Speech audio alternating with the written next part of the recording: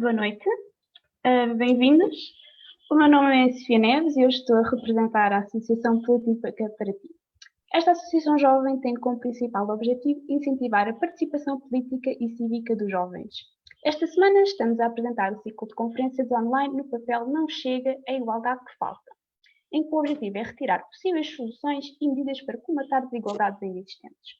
O tema de hoje é a igualdade que falta entre etnias.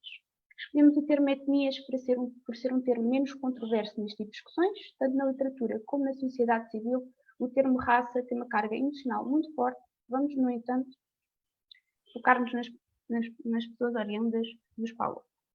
Quero agradecer a presença do nosso convidado, o deputado, ex-deputado Hélder Amaral, do CDS, membro da Assembleia Municipal e vereador de Viseu. Infelizmente, a nossa convidada, Joacine, teve um imprevisto e talvez consiga juntar-se a nós mais tarde. No entanto, vamos então seguir com quem está presente. Portanto, em primeiro lugar, vou fazer uma pequena contextualização, pode ser? Uma pequena contextualização de alguns dados recolhidos que servirão de base para a nossa discussão. Em primeiro lugar, queria referir que na nossa pesquisa houve alguma dificuldade em recolher dados, uma vez que em Portugal não são revelados dados que diferenciem a raça ou a etnia. Os censos não contemplam esta informação, portanto, a nível nacional, não temos dados que explorem esta desigualdade a fundo. Temos, no entanto, alguns estudos de uma população-alvo e de outros países europeus que podemos extrapolar para a realidade portuguesa.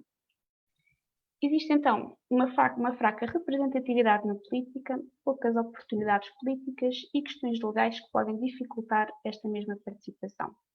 Além disso, é também referida uma desconfiança política e uma maior sensibilidade da primeira geração à percepção da discriminação. Também são registadas desigualdades na educação e nas condições de vida. Portanto, em primeiro lugar, eu gostaria que remetesse um pouco para a sua experiência pessoal como político negro, uma minoria no Parlamento, e um representante e representar um pouco também o seu espectro ideológico. Eu gostaria também que falasse um pouco se a política para si sempre foi um interesse, se houve alguma dificuldade na integração da política, quais pensam ter sido a razão, se houve ou não dificuldades, se sentiu, aliás, que alguma vez a sua etnia foi um aspecto diferenciador na sua carreira política, de que forma, quando e vindo de quem, e por ter um estatuto diferente, ou seja, uma minoria de sucesso. Se não me engano, o Hélder foi o único deputado negro na Assembleia no seu tempo, certo? Uhum. Pronto. E era falarmos um bocadinho da sua experiência, se faz favor. Muito obrigado pelo convite, muito obrigado à Sofia e ao Guilherme e parabéns para a vossa organização. Espero que tenham muito sucesso, porque no fundo já começam a ter desde logo uma vantagem. Vocês representam a faixa da população que menos se interessa por política. Nós temos um crescendo ela varia, mas tem sempre números muito elevados de abstenção. É mesmo o maior partido nacional é a abstenção. E, portanto, nenhum dos partidos conseguiu, nem o regime como um todo, conseguiu ainda combater esta abstenção, no fundo, fazer com que as pessoas participem na sua comunidade, participem no todo, participem de forma ativa, e forma ativa é indo votar, que é o maior poder que qualquer cidadão pode ter. E a população jovem, dentro dos que são abstencionistas, é bastante relevante. E, portanto, encontrar um grupo de jovens cujo primeiro mote é trazer jovens para a política, acho muito bem pensado, todos os parabéns e desejo, obviamente, felicidades. Pena é que até as organizações de juventude partidárias têm hoje menos visibilidade e menos atividade que tinham, por exemplo, no meu tempo. Eu sei exatamente na organização de juventude do meu partido, primeiro nas associações de estudantes, como um associativo, como nas atividades culturais, que é assim que os jovens participam.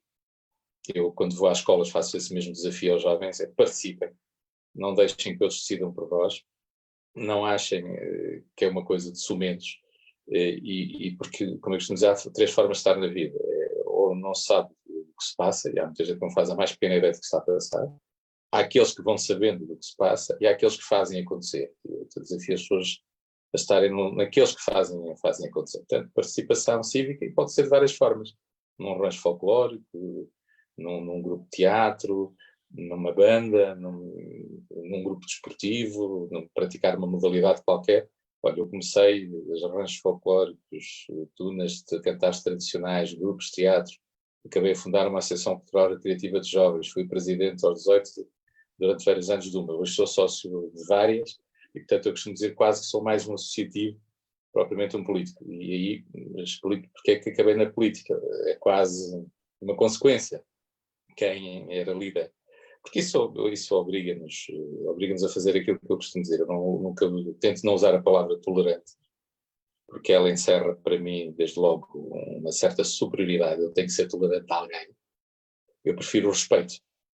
E, portanto, o facto de participarmos em grupos, em associações onde há, obviamente, hierarquias, poder, atividades, ensina-nos muito sobre o respeito que devemos ter pela opinião dos outros, pela cultura dos outros, pelo estrato social dos outros, e como é que nós podemos, tendo um objetivo comum, todos, independentemente das nossas diferenças, conseguir atingir esses objetivos e ter sucesso. O mundo associativo é muito bom, por isso eu espero que a vossa associação também vos ensine isso e vos explique isso. E foi aí, por isso a minha integração foi mais fácil, porque era, no fundo, eu e um conjunto de jovens que tinham um interesse comum, que era, no fundo, a sua aldeia, a minha aldeia, que é a mais bonita do mundo, os outros dirão o mesmo, que é Passos de Silgueiros, onde um conjunto de jovens como eu, e numa primeira fase ainda não vinha o problema da cor, da raça. Eu sei que vocês falam de etnia, eu não tenho medo de falar na raça. Nós não devemos ter medo das palavras, a não ser que as usemos como má vontade ou de má fé. As palavras existem para nos explicar e para nos fazer entender coisas. Também não gosto de fugir ao debate e de me esconder. Eu acho que há em si mesmo aí uma forma de racismo, não é? E já lá iremos.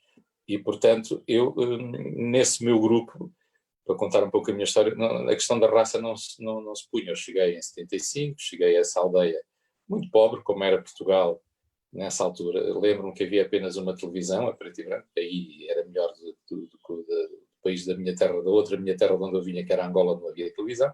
Achei piada haver uma caixa com dar filmes de cowboys à data. Achei que os miúdos da minha idade apareciam todos mais velhos, todos camisa branca, suspensórios, e tudo muito, muito simples, tudo muito pobre. E acho que essa é uma primeira vantagem. Eu acabei por ser era também dos poucos, era a minha família, era eu e o meu irmão, na prática.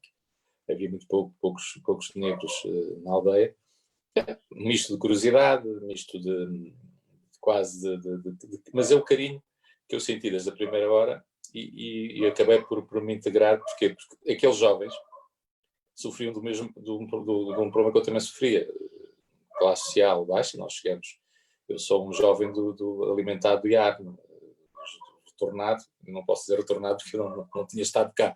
Portanto, o meu pai sim, eu vim com ele, portanto não era propriamente um retornado, mas uma família de retornados, com os problemas normais de quem vem apenas com uma camisa e com umas calças, em extremas dificuldades, com muita miséria. E a comunidade acabou por nos ajudar. Eu já estava em casa de muita gente, tinha livros emprestados ou roupa emprestada, mas os da minha idade adotaram-me como um igual a eles e sofríamos todos o mesmo problema.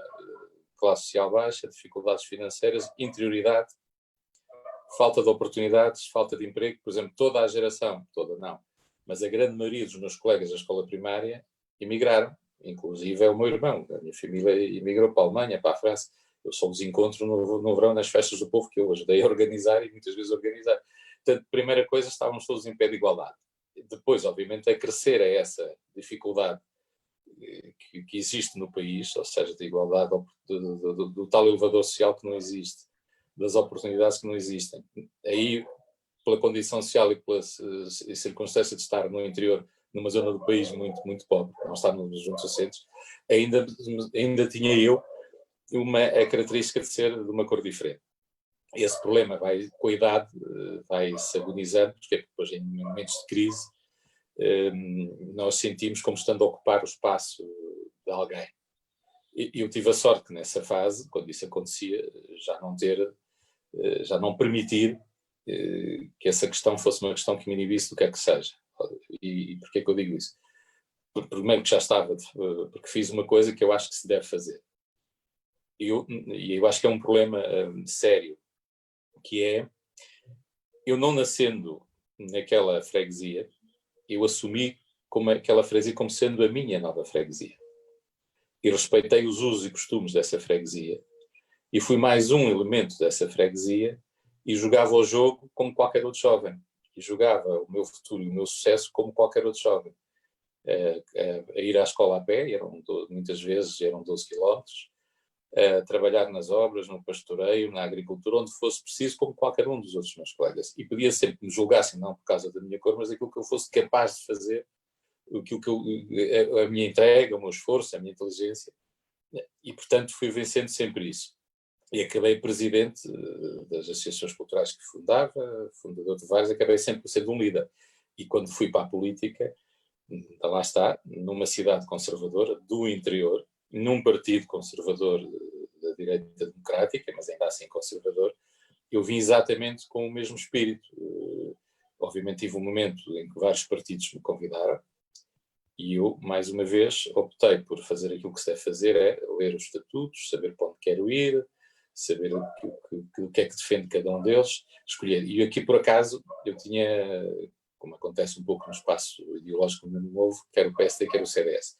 Aquele que me apresentava mais desafio e também um pouco mais de risco até era o CDS, onde as questões da raça se punham. E a verdade é que eu consegui, e tenho que o dizer, à boa da verdade, pouco tempo depois de estar filiado na Juventude Centrista, candidatar-me a líder da Juventude Centrista e ganhei. E até hoje vão décadas, julgo que sou o presidente da Distrital com mais mandatos, fui presidente de todos os cargos e todos os órgãos locais e muitas vezes dirigente nacional e nunca perdi nenhuma eleição.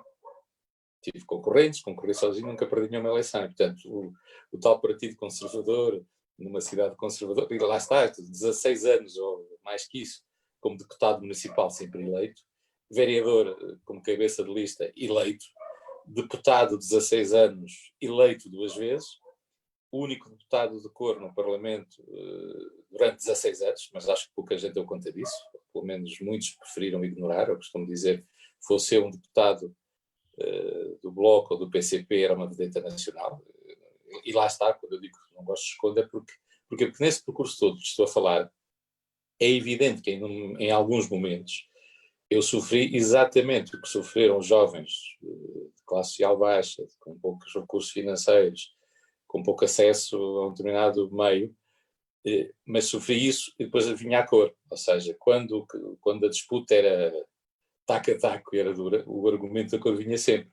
E, portanto, ou seja, eu percebi rapidamente que era mais uma dificuldade que ele tinha que ultrapassar. E fui sempre com paciência, com a sensação, e não me sinto apocado com isso, porque acho que isso é que é o fundamental, de que eu fazia parte deste país, da história deste país. Eu, por exemplo, não posso dizer que sou um negro, eu costumo dizer que sou um híbrido. Os mulatos, eu costumo dizer que até são uma das grandes invenções portuguesas, talvez a última grande invenção portuguesa. E digo isto com algum sentido de humor, mas para dizer que eu sou um português, esta é a minha pátria, esta é a bandeira pela qual vale a pena dar a vida. Mas tenho uma vantagem acrescida aos portugueses normais, é que além de eu ser um beirão, e até tinha um cognome que era o endógeno, portanto, a ver, até sou o mais representa, e que sempre fez uma luta na minha atividade para defender o ser beirão, os produtos endógenos da beira, é a necessidade da coesão territorial e do interior contar. Eu tenho uma paixão profunda, porque aprendi isso, lá está, na minha aldeia pequenina, que hoje tenho um restaurante com uma estrela Michelin, quem não sabe. É uma aldeia com uma atividade cultural enorme, acho que tive uma contribuição nisso, mas eu disse, porque este é o meu país, esta também é a minha luta, também é o meu compromisso, também é a minha responsabilidade. E eu não enjeito nem a delego a ninguém. Mas também tenho a vantagem, e para mim não é uma desvantagem, de ter uma outra pátria, que é Angola, onde tenho toda a minha família materna, a minha mãe, infelizmente falecida há poucos anos, mas tenho irmãos, família em Angola. Sou um malangino, sou um homem nascido em Calandula, nas quedas do Bragança, que visitei há pouco, com pré-escola feita em Cacuza, e portanto tenho um enorme orgulho. Eu acho que isto me acrescenta, e eu acho que a geração que eu represento deve sentir com essa mais-valia, não me retira nada, acrescenta muita coisa. Acrescenta uma diversidade maior, uma visão do mundo melhor. Agora, e é por isso que eu acho que, agora, não vale a pena, com isto não estou a dizer que o problema não existe. E eu acho que o problema está, por isso vocês escolheram bem da etnia, o problema está na forma como fazemos a integração e na forma como se integram as comunidades, na forma como nós, quando falamos de igualdade de oportunidades para todos, é exatamente para todos e não só para alguns, e como é que aqueles que têm condições à partida mais difíceis conseguem vencer os obstáculos. Por isso é que eu digo, talvez dizia muitas vezes perguntar, mas porquê é que não há mais negros a fazer política? Porventura, porque não querem, não é? Desde logo pode ser uma questão de vontade, não querem, preferem fazer outras coisas. Depois é preciso saber se é o sistema que os impede de fazer isso. É difícil, eu senti muito essa dificuldade. Quando se tem que optar, eu fiz, por exemplo, muitos dos meus estudos a trabalhar, era trabalhador estudante. Não é fácil trabalhar durante o dia, estudar durante a noite, ainda ter paciência para fazer política e, em determinada altura, ouvir, como eu cheguei a ouvir na escola, tu para preto até és muito inteligente, ou receber cartas anónimas em casa, principalmente quando tinha disputas eleitorais, Nharro, que é uma expressão muito mais dolorosa que ninguém conhece, vai para a tua terra, Dr. Savimbi, entre outras ofensas, ter dificuldade em encontrar namoradas, porque ninguém quer namorar comigo, tudo isso, e eu sempre aproveito, e tudo isso aconteceu, por isso é que eu digo, tudo que aconteceram aos outros também me aconteceu a mim. Eu podia optar pelo caminho da revolta e, no fundo, dizer assim, bom, o mundo está contra mim, a história é inimiga, e ficar com esse, no fundo, com esse rancor, ou quero assumir como parte dessa história. Acontecer, eu acho que a minha família que veio de Angola sofreu horrores, eu sofri horrores, mas já não vale a pena querer fazer contas com a história. Passou, já passou por isso, eu preocupo mais com o futuro que o passado. Assumi esse passado, eu soube que a minha mãe estava viva 15 anos depois, que eu vivi 15 anos, até praticamente a idade, já muito depois da idade adulta, sem saber sequer que ainda tinha mãe.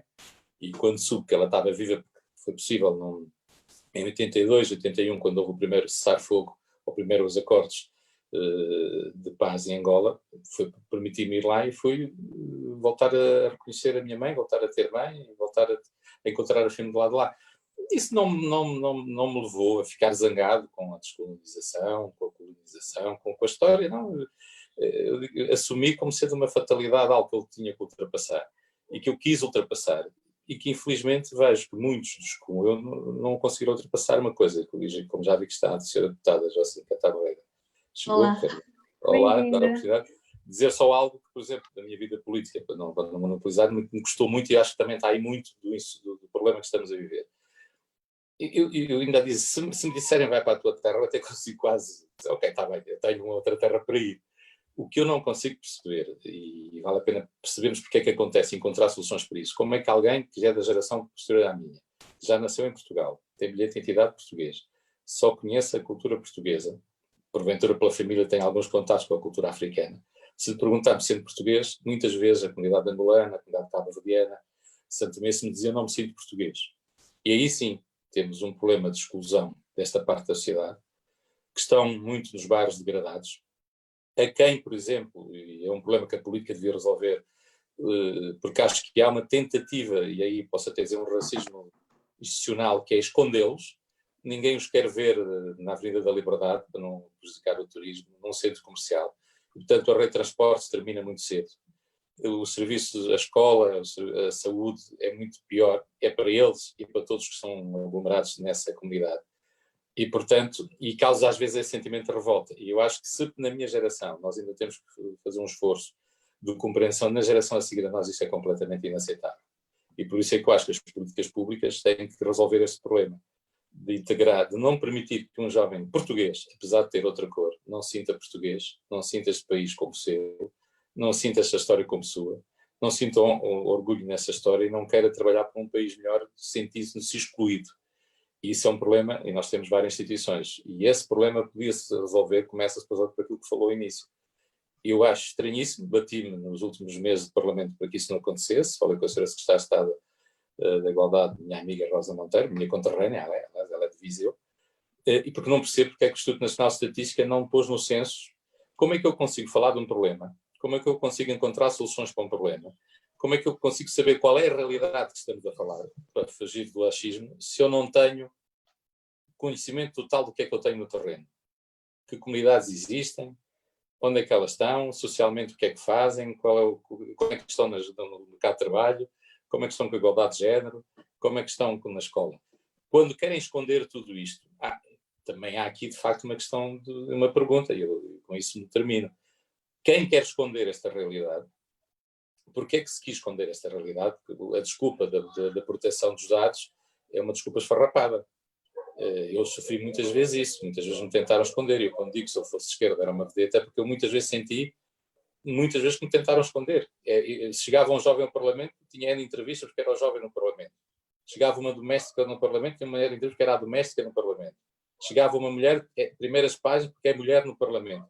O único luso-africano negro no Parlamento durante 16 anos, nunca ninguém perguntou como é que está aqui, qual é a sua vida. Aliás, eu sou tido como um privilegiado, porque as pessoas nunca quiseram saber qual é a minha vida. A minha vida é igualzinha de tantos outros, de privilegiado não tem nada. Mas nunca quiseram saber, até participei obviamente em debates, em programas de televisão, mas também me foi dito, nós até gostamos muito de que dizem e de ouvir, mas não é propriamente a cara que nós queremos mostrar, e portanto iam colegas meus, e portanto essa é também uma forma de racismo institucional ou de barreira para que as pessoas possam, no fundo, aceder em pé de igualdade a todos os outros. E disse bem, na política há muito poucos, no jornalismo poucos, nas novelas poucos, no governo já há alguns, felizmente, temos uma ministra e um primeiro-ministro em conjunto de outras etnias representadas, só agora, e portanto, ok, nem tudo está mal, mas temos de facto esse problema para resolver, mas esse problema resolve-se participando, colaborando e não propriamente fazendo rupturas. Obrigada, Helder. Entretanto, a doutora Joacine já se conseguiu juntar a nós. Bem-vinda, espero que esteja tudo bem. Portanto, vou apresentar a doutora Joacine. Neste momento é deputada na Assembleia da República, ativista e tem um doutoramento em estudos africanos. Em primeiro lugar, eu vou então contextualizar um bocadinho da nossa discussão, está bem? Portanto, em primeiro lugar, eu gostaria de referir, que também o Helder estava a falar um pouco sobre isto, que houve uma grande dificuldade em obter alguns dados relativamente à raça e etnia em Portugal, porque nos censos não são divulgados. Portanto, é muito difícil, a nível nacional, termos dados que explorem esta desigualdade a fundo. Temos, no entanto, alguns estudos de uma população-alvo e de outros países europeus que podemos extrapolar para a realidade portuguesa. Existe, no entanto, uma fraca representatividade na política, poucas oportunidades políticas e as questões legais podem dificultar esta mesma participação. Além disso, é também referida uma desconfiança política e uma maior sensibilidade da primeira geração à percepção da discriminação. Também são registradas desigualdades na educação e nas condições de vida. Portanto, a primeira pergunta que eu já coloquei ao Helder e gostaria de colocar também à doutora Joacine, que pudesse remeter um bocadinho para a sua experiência pessoal como política negra, uma minoria no Parlamento, digamos assim, e gostaria que na sua intervenção se podia dizer-nos se a política sempre foi um interesse para si, teve dificuldades na integração da política, qual pensa ter sido a razão, caso houve ou não, se sentiu que alguma vez a sua etnia foi um aspecto diferenciador na carreira política, de que forma, quando e vindo de quem, e por ter um estatuto diferente, ou seja, uma minoria de sucesso, a Joacine foi a primeira cabeça de lista candidata às eleições legislativas sendo mulher e ser negra, se sente que isso foi um marco que a diferenciou enquanto política. Sim, senhora. Portanto, eu ia iniciar por vos agradecer imensamente este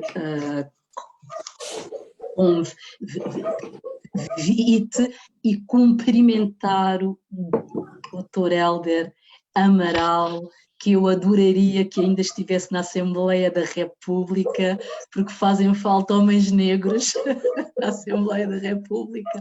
Ou seja, houve imensos anos em que só havia um homem negro, e a seguir houve outro homem negro, exatamente este ano em que entraram 3 mulheres negras, os homens negros desapareceram.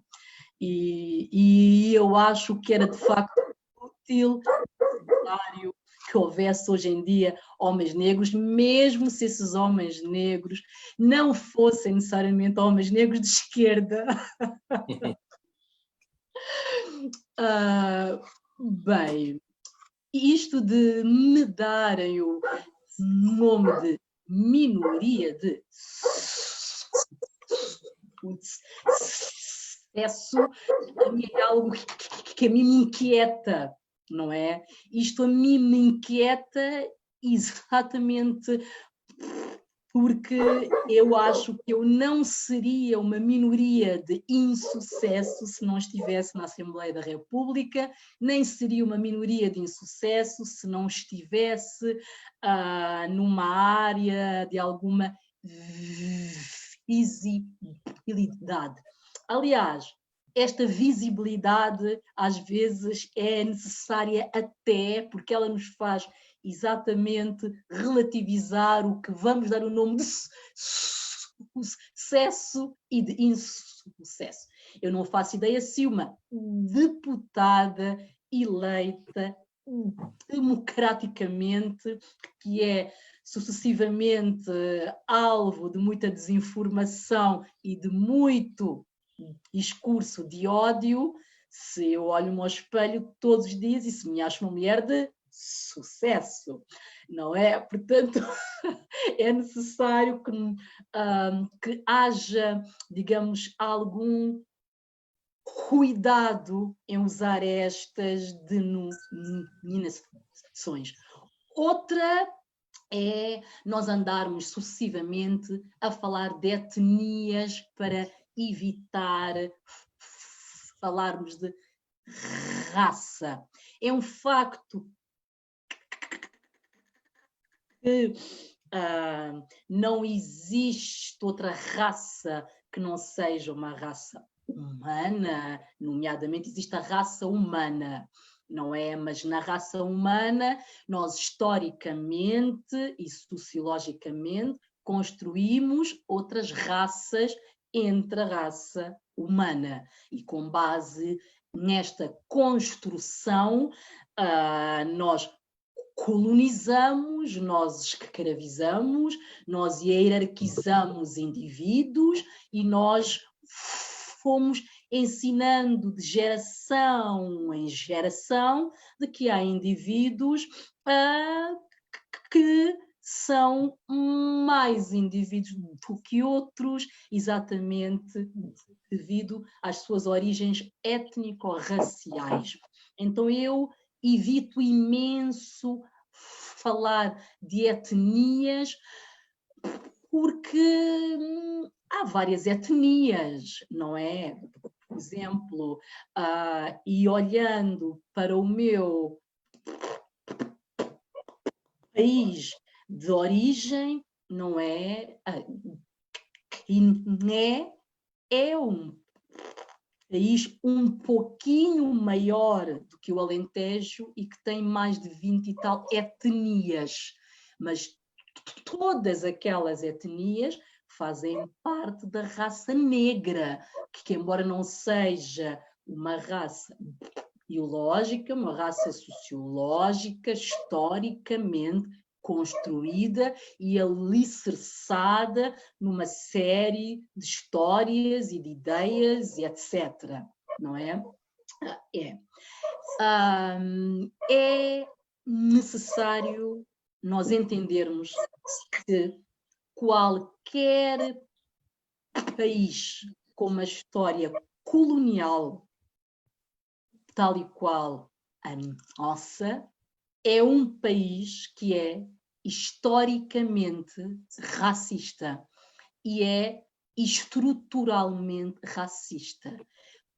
Por quê? Porque historicamente ela foi-se construindo com base nas dinâmicas sociológicas, políticas, etc.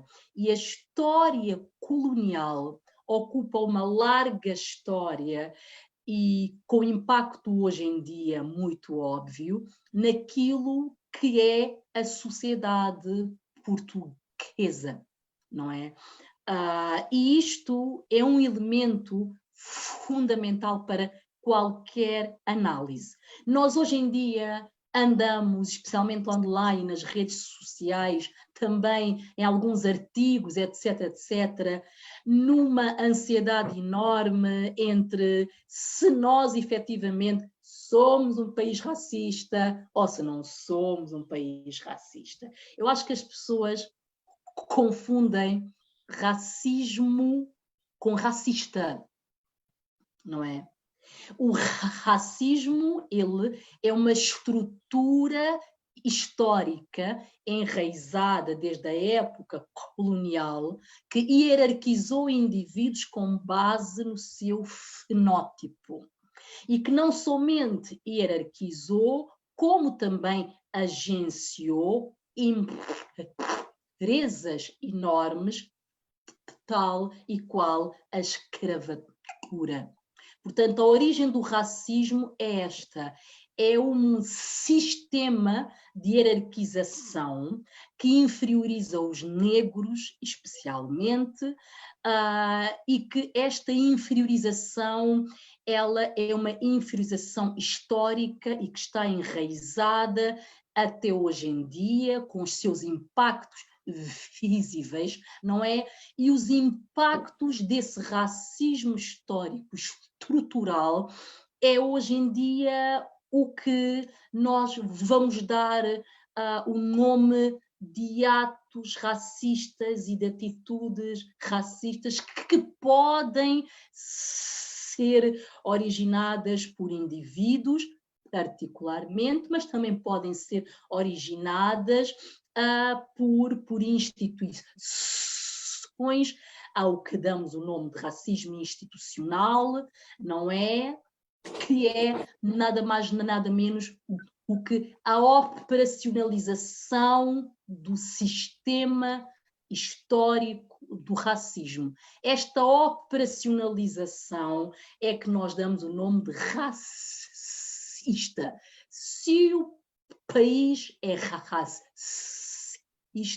significa isto. Se o país ainda se orienta e se utiliza aqueles esquemas do racismo histórico e estrutural.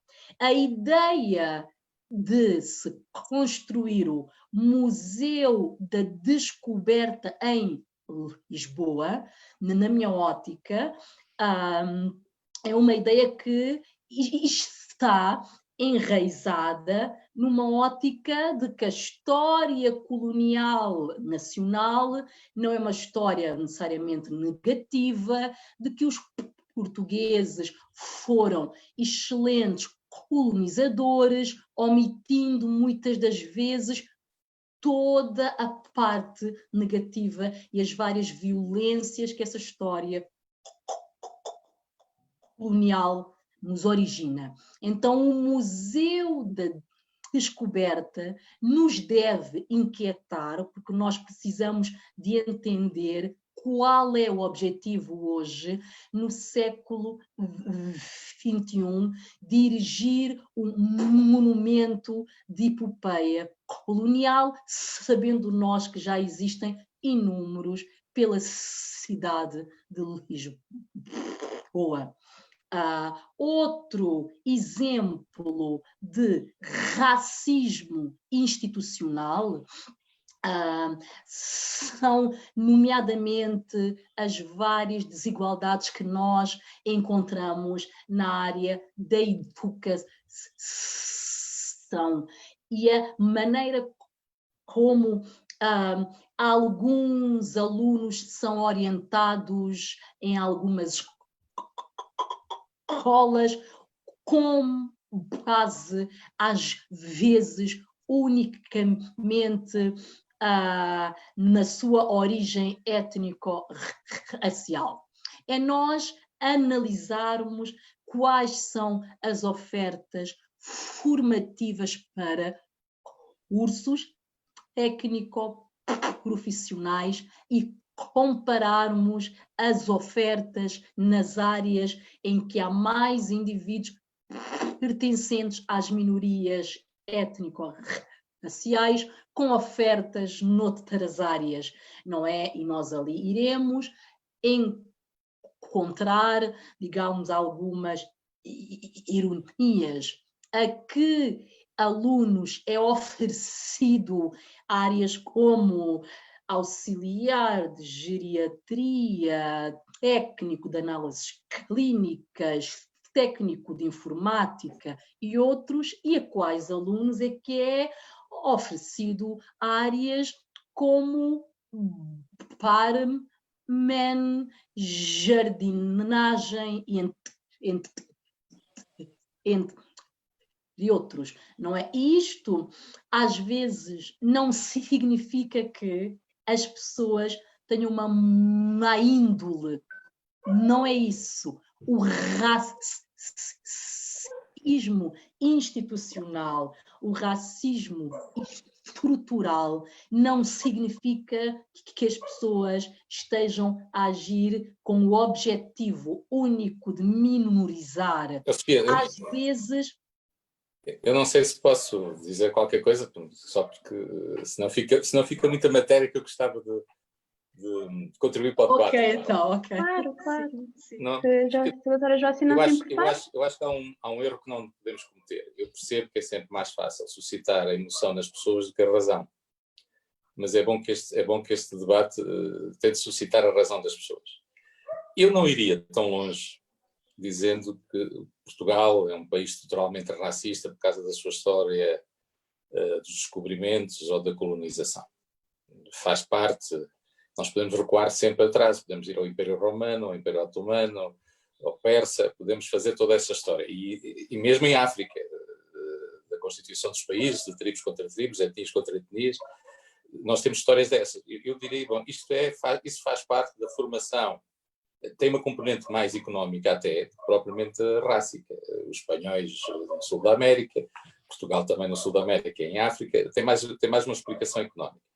Chegados aí, eu acho que se cometeram excessos, como é evidente, não vale a pena escondê-los, e portanto a história está suficientemente documentada, e até acredito, e dou razão à deputada Joacine Cantamareira, que porventura deste lado do colonizador prefere falar mais nas coisas positivas do que nas coisas negativas.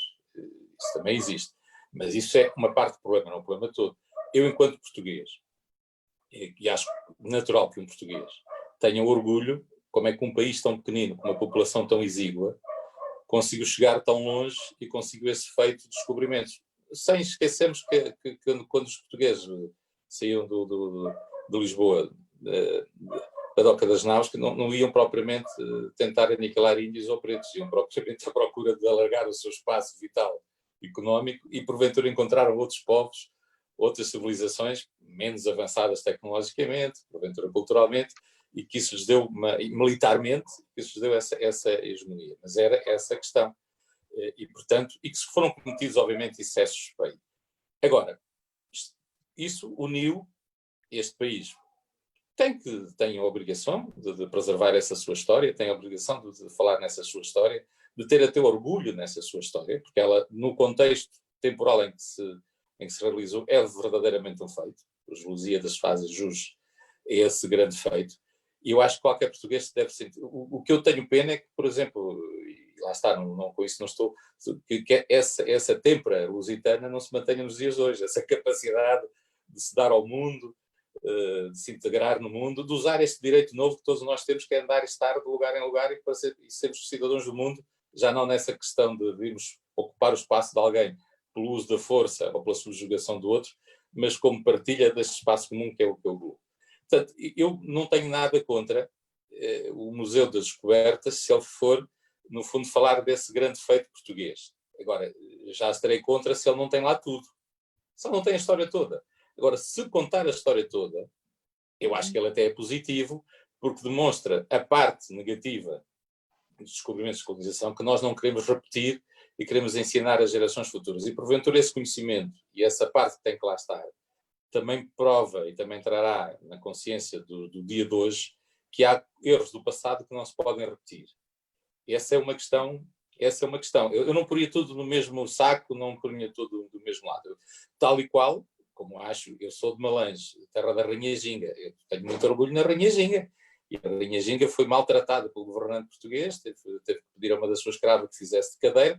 Isso está no museu, está na Fortaleza de Luanda, em azulejo, e não foram os angolanos que fizeram, foram os portugueses. Faz parte da história, é agradável, não é? Mas ela respondeu bem a um Estado à data agressor. Aliás, há até um filme sobre a Rainha Ginga, acho bem. O que eu acho é que há muito poucos filmes. Quando falamos, há poucos filmes, há pouca. Lisboa chegou a ter 10% de população negra. Daí a expressão para quem quiser ver o Poço dos Negros. O que é que me choca a mim? Ser muito difícil encontrar literatura sobre isso. E eu ainda há dias, quando estava no Parlamento, tentei procurar e encontrei mais facilmente os comentários da BBC sobre os negros em Lisboa e sobre a escravatura. Ora bem, Hélder. Mas eu não confundo isso, isso com toda a história de Espanha, de França, de Portugal, da Guiné. O que eu acho é que a Guiné, Angola, Santo Tomé e Timor, em determinada altura partilharam uma história com Portugal. E das duas uma. Ou vamos tirar de esforço e fazer ajustes para o passado, ou vamos agarrar nessa história comum, e hoje são todos países soberanos, que partilharam uma história comum e que pelo meio deixaram pessoas que têm família e partilham uma história comum. Eu estou dividido entre Angola e Portugal. E, portanto, eu acho muito mais profícuo que Angola perceba que foi vítima num aspecto ou noutro. Eu assisti disso. Tenho família, minha mãe é preta, é negra, e toda a minha família que sofreu com isso. E eu tenho todos os dois lados. Portanto, eu prefiro agarrar nessa história, percebê-la, ensinar os meus. Há aqui aspectos positivos, porque todos nós ganhamos nesta globalização. E há aspectos negativos que nós temos que acabar e temos que. E há até uma consequência. Muitos da população que foi obrigada, no fim da descolonização, a vir para Portugal, vem em condições precárias, quer em termos financeiros, quer em termos de posição social, mas também vieram negros que ainda acrescentam a questão da cor, que foram. E quando diz vamos ver a oferta, eu estou a falar exatamente, e aí tem toda a razão. As ofertas, a igualdade de oportunidades, a oferta de emprego, a capacidade, uma coisa é estar numa família estruturada, com condições financeiras, ter direito às melhores explicações, às melhores escolas, e o caminho do futuro abre-se de forma muito mais simples. Outra coisa é estar numa família sem essas condições, e ainda por cima ter um sistema, um tal racismo institucional, que cria barreiras e dificuldades, vai dando sinais que tu não pertences aqui. E eu prefiro trabalhar apenas só nesse aspecto. Eu estive uma vez no Salão Nobre da Assembleia. Eu irei interromper o Hélder, da mesma forma que o Hélder me interrompeu a mim, só está para bem? Só para dar outro exemplo, como nós não podemos, como não é útil para a discussão isto. Eu estava uma vez, eu que era a Isabel Moreira, havia mais deputadas, estava no Salão Nobre. E o Salão Nobre tem frescos, magníficos quadros. Esses frescos são arte, que representam alguns dos feitos dos descobrimentos portugueses. E dizia-me, nós temos que tirar esses quadros daqui. Não o incomode. Não, a mim não me incomoda absolutamente nada. A mim o que me incomoda não é estar ali a chegada do Vasco da Gama ou a subjeição do rei ao colonizador. O que me incomoda é ter, por exemplo, um aluno da Amadora, de Viseu, de Bragança, a quem não lhe é dada condições de acesso e igualdade de oportunidades, ou porque é pobre, porque, repare, na minha aldeia, quando diz isso, na minha aldeia, eram todos brancos, com a minha exceção, não havia ninguém formado. Há muito poucos anos, houve condições financeiras para as famílias conseguirem pôr os seus filhos numa escola, num liceu, e começar a ver, claro, formados, começaram por professores, médicos já alguns, advogados já alguns. As condições, o que acontecia porquê? Porque é que aquela aldeia, como todo o país do interior, em relação a quem está, é evidente também há no interior pequenos nichos de pessoas e de famílias abastadas que puseram os seus filhos, eu costumo dizer, se olharmos com atenção, quer na área do direito, quer na área da medicina, quer noutras áreas, normalmente os grandes quadros e aqueles que ficaram na história perfeitos são normalmente do interior, ou seja, a capacidade de resiliência e de esforço é um pouco maior. Mas a realidade é que também há, se eu comparar Lisboa com Viseu ou com Bragança, então se calhar os alunos de Bragança vão mais para os cursos profissionais do que os alunos de Lisboa.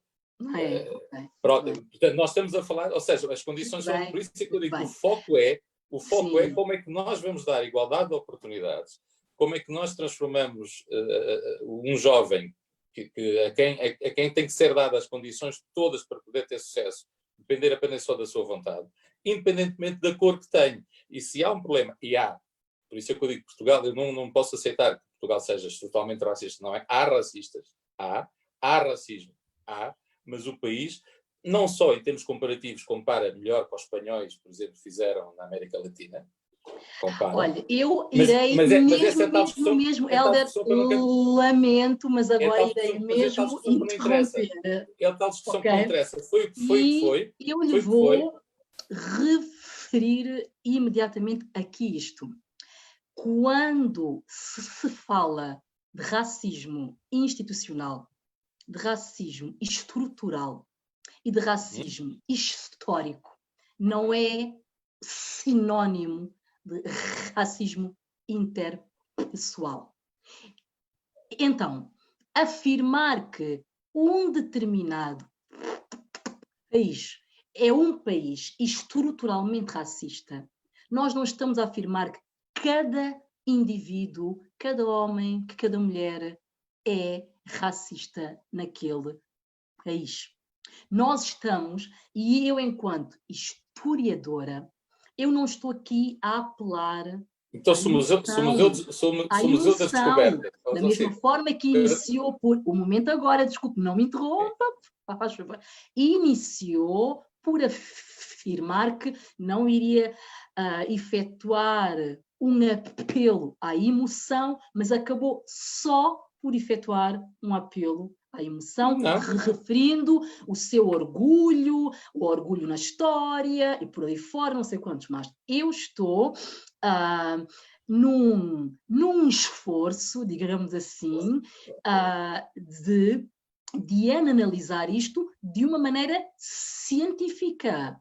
E estamos a falar de ciência quando estamos a falar da história colonial, e estamos a falar de ciência quando estamos a falar dos impactos que a história colonial tem naturalmente na organização das nossas sociedades, na forma como nós nos olhamos uns aos outros, na forma como nós nos relacionamos, nas expectativas que existem em relação a uns e que às vezes não existem em relação a outros, exatamente porquê?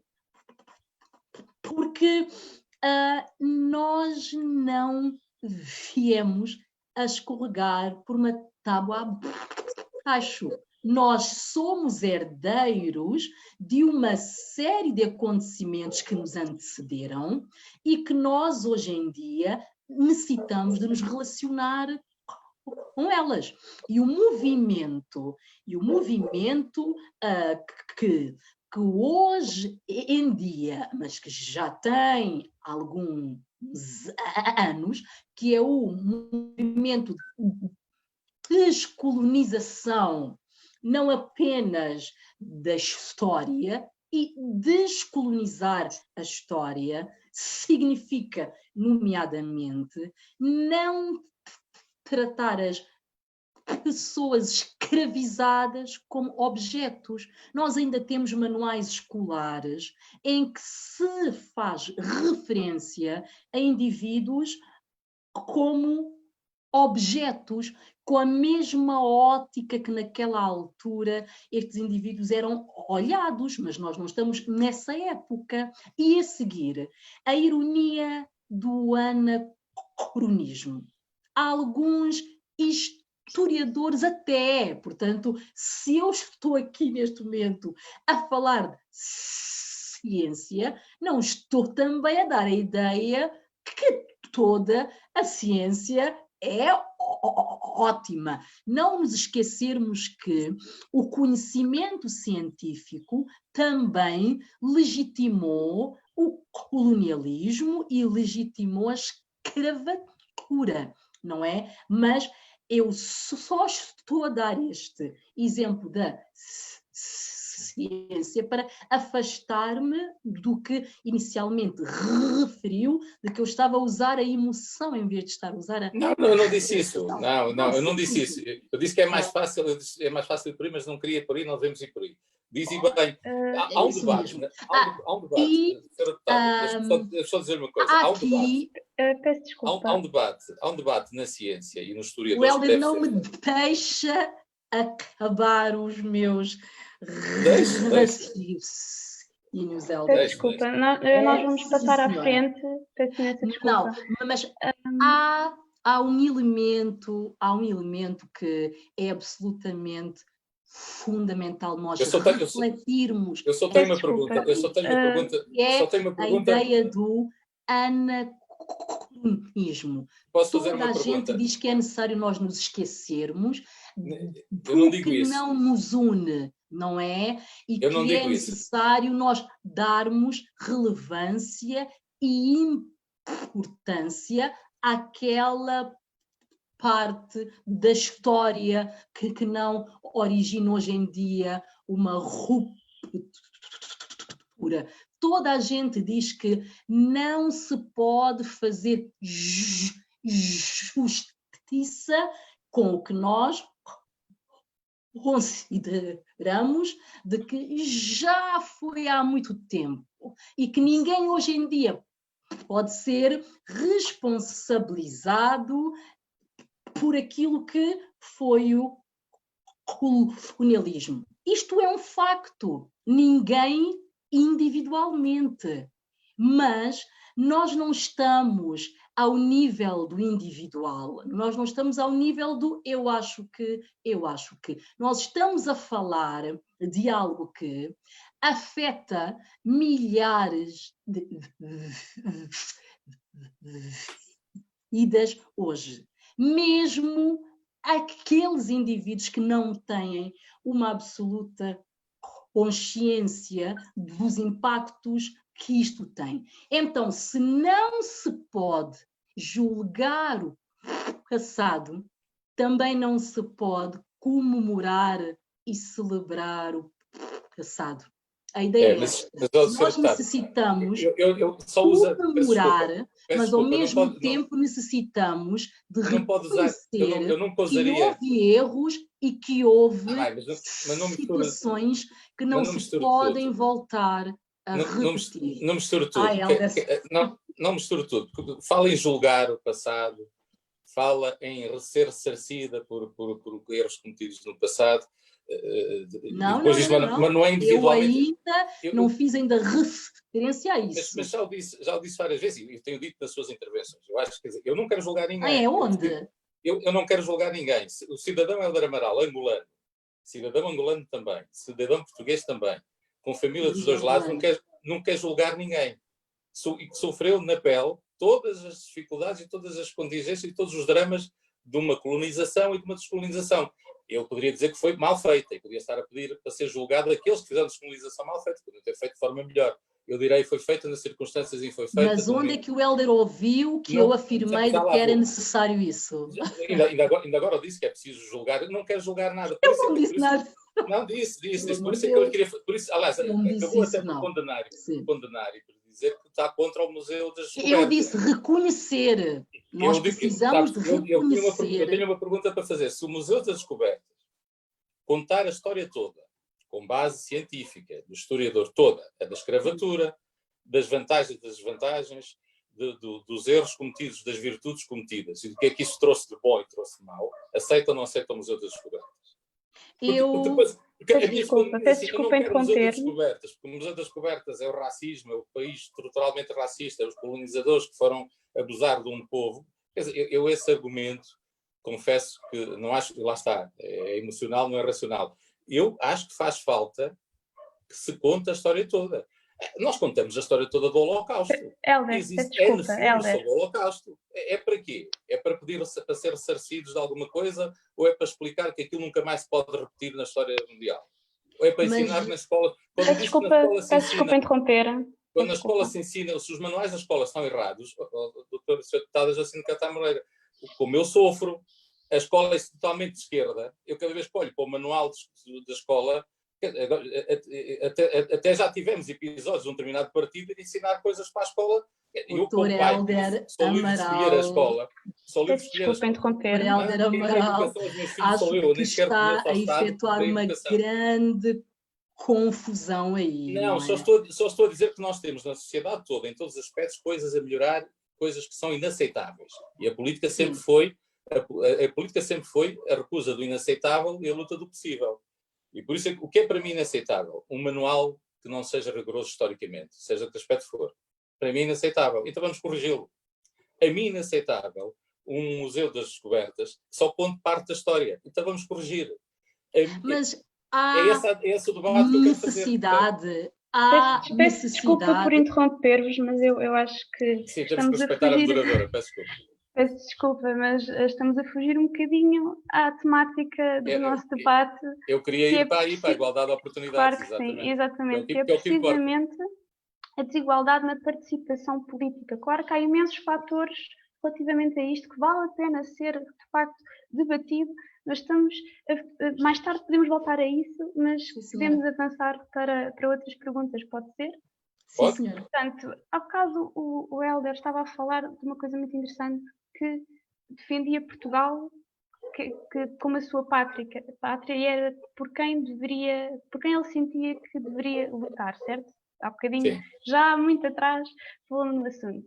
Então eu queria pegar um bocadinho por aí, e relativamente às questões legais de adquirir a nacionalidade portuguesa, pode ser exatamente uma limitação para participar na política, porque, ou seja, só se podem naturalizar quem tem a residência legal em Portugal há 6 anos, quem nasceu em Portugal, filho de imigrante com residência legal há 5 anos, ou quem que esteja casado com português ou em união de facto há mais de 3 anos, dar provas que conhecem a língua portuguesa, mostrar um registro criminal do país de origem dos pais que prova a existência de crime com pena de prisão máxima igual ou superior a 3 anos e pagar entre cerca de 175 euros e 250 euros. Portanto, tendo em conta estes dados e tendo em conta as limitações de não ter a nacionalidade portuguesa, como esta dificuldade representa para participar na política, nomeadamente ao voto, consideram que a legislação atual deveria ser alterada? Se sim, o quê? E se não, porquê? Não, podemos sempre melhorar a legislação. Eu queria falar da outra realidade, que é daqueles que já são portugueses, negros, ou de outras etnias, se quiser o termo, e que também não participam politicamente e têm extrema dificuldade em participar politicamente ou participar na vida, porque esses já são portugueses. Eu sou português, eu estou na União Europeia, mas não quero ser alemão nem francês. E eu não sou federalista. Eu quero ser português numa união de Estados. E o Estado é soberano. Eu acredito a regras. A cultura portuguesa, o ser português, o ser beirão, se quiserem, é uma coisa minha. E quem, por exemplo, vem para Viseu, não me vai obrigar a deixar de ser beirão para ser outra coisa qualquer. Eu conheço o mundo quase todo. Tive essa felicidade de viajar muito. Por isso é que eu digo, nunca falo em tolerância, eu falo em respeito. Conheço todos os países árabes. Eu, quando visitava países árabes, visitei países extremistas e países muito mais fechados, muito mais conservadores, adaptava-me. Se for visitar, eu estive na Mesquita Vermelha, a escola dos maiores terroristas. Eu estive de acordo com as regras impostas por eles e cumprindo essas mesmas regras. E, portanto, isso é respeitar a cultura do outro, é respeitar o outro, respeitar o país, respeitar as regras e as leis desse país. E por isso é que eu prefiro falar naqueles que, sendo portugueses, têm exatamente os mesmos direitos e os mesmos deveres. Aqueles que, não sendo portugueses, querem ser portugueses, eu acho que conhecer a língua, não é cantar o hino, eu não vou assim tão longe, mas conhecer a língua, conhecer a história, estar integrado na comunidade, querer fazer parte desta comunidade, aceitar isto, acho que sim, tem que ser dado, e já se deram passos, ainda agora se fez por causa da nacionalidade de origem aos descendentes brasileiros, lá está, uma vantagem da história portuguesa, da descolonização, de um povo irmão brasileiro. Quem tem um avô português passa a ser português de origem. Temos a CPLP e temos muito discutido a cidadania da CPLP, a livre circulação em países da CPLP, e eu acho que no âmbito da CPLP se podem criar alguns mecanismos de uma legislação mais rápida, mais fácil, mais ligeira, para qualquer cidadão da CPLP, exatamente por causa da tal história comum, de que nós somos vítimas ou não, ou beneficiários. Eu prefiro dizer que somos todos, eu olho sempre a coisa pela positiva, somos todos beneficiários, porque eu sinto muito mais apto, muito mais riqueza cultural sendo o que sou, do que se fosse só de Viseu. E, portanto, mas tenho família que um dia pode querer vir para Portugal e acho que tem que ter uma facilidade de ser portuguesa. Desde logo que fala a mesma língua. Nós somos das maiores comunidades linguistas do mundo. Na internet somos mesmo para a terceira ou quarta língua da internet. Temos essa comunidade que nos identifica. Mas estou a falar de refugiados de outros países quaisquer que optam por vir, usando o tal direito que eu falei, de estarem de lugar em lugar e chegam cá e querem ser portugueses. Eu sou adepto. que nós temos que ter cuidado com essa integração, não para abrir as portas de forma geral, porque eu prefiro receber para integrar bem do que receber de forma populista e depois ignorar que eles estão cá e terem as tais dificuldades que a deputada Catarina fala e que eu sempre falava. E depois como é que é no acesso à saúde, depois como é que é no acesso à escola, como é que é no acesso ao mercado de trabalho, como é que é na participação na vida ativa. Vamos metê-los aonde? Num gueto, não lhes damos transportes para que eles não possam aparecer nos centros urbanos e vamos acantoná-los e vamos ficar só com esse aspecto positivo que somos um país que recebe todos, ou vamos resolver os problemas que são os constrangimentos que impedem, como a vossa pergunta e o vosso debate diz, porque é que não há uma participação de toda. Lá está, se eu tenho muito orgulho na história portuguesa, e acho que a história portuguesa faz sentido, também acho estranho como é que o país, tendo esta diferença toda, não se vê refletido nas suas instituições todas, se quiser, porque em algumas mais que outras, mas é muito residual a dimensão do peso histórico de Portugal, das comunidades residentes em Portugal, para a participação que há. Eu comecei por dizer que se calhar não querem. Eu tenho que respeitar à vontade quem acha que a política é uma coisa que não interessa para nada. Mas estou no mundo académico, se calhar querem ou não querem. Eu quero dizer onde é que está o constrangimento, onde é que está a dificuldade. E o Parlamento, antes de eu sair, fez um bom trabalho sobre, e tem até um parecer, um relatório bastante exaustivo, ouviu quase todas as comunidades. E o que me preocupa numa primeira fase são, de facto, aqueles negros a quem eu não posso dizer vai para a tua terra, porque eles respondem para a minha terra é Amadora, ou a minha terra é Setúbal, ou a minha terra é Bragança. Esse eu não posso dizer vai para a tua terra. Esse é português. Esse eu quero perceber porque é que esse jovem, ou esse cidadão, não consegue ter acesso à escola, ao Serviço Nacional de Saúde. Porque é que não sempre português? Porque é que não sempre parte dessa história? E eu aí tenho um problema que eu tenho que resolver. Obviamente, muito tem a ver com as políticas públicas, com o crescimento económico, com a coesão territorial, com a capacidade do Estado encontrar na escola, porque lá está, esta paragem da escola pode ser muito prejudicial para as famílias e para as classes mais desfavorecidas. Porventura, muitos dos negros portugueses vão ter mais dificuldades e vão ter de se afirmar. Eu prefiro falar nisso do que discutir, é interessante. Vamos discutir porque é que, para ser português, um sírio ou um belga não, que está em cidadão europeu, porque é que um indiano, outro, por exemplo, eu sou casado com gente de ascendência, como a minha mulher, que felizmente tem ascendência indiana, e na capacidade de um português, mesmo que as pessoas tenham uma cidadania indiana, é diferente, porque ainda tem uma lei muito mais restritiva, apesar de ter partilhado a história com Portugal. Eu isso deixo para a esfera de cada Estado. Eu votei ao lado do meu partido, não concordando com todas as propostas do meu partido. O meu partido tem uma visão mais restritiva. Eu sou adepto, mas concordo com o meu partido, que nós temos que ter muito mais cuidado na integração de comunidades que não são portuguesas. Devemos ter o cuidado de, pelo menos, haver um interesse. Eu vou até mais longe. Eu também não sou daqueles que acho, julgo que a deputada Jacinta Catarina participou nessa discussão ultimamente, tem a ver com os judeus safarditas e com a última discussão da nacionalidade.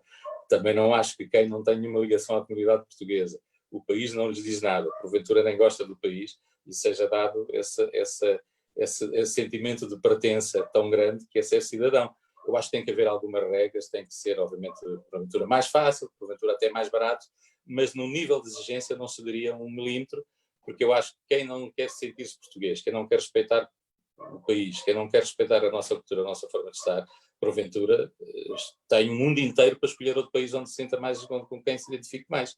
O problema está, volto, não é nesses, e a Sofia deve conhecer vários, sendo nascidos em Portugal, têm bilhete de identidade português, não conhecem outro solo senão este e não se sentem portugueses. Esse é que é um problema que eu gostava de ver resolvido e debatido.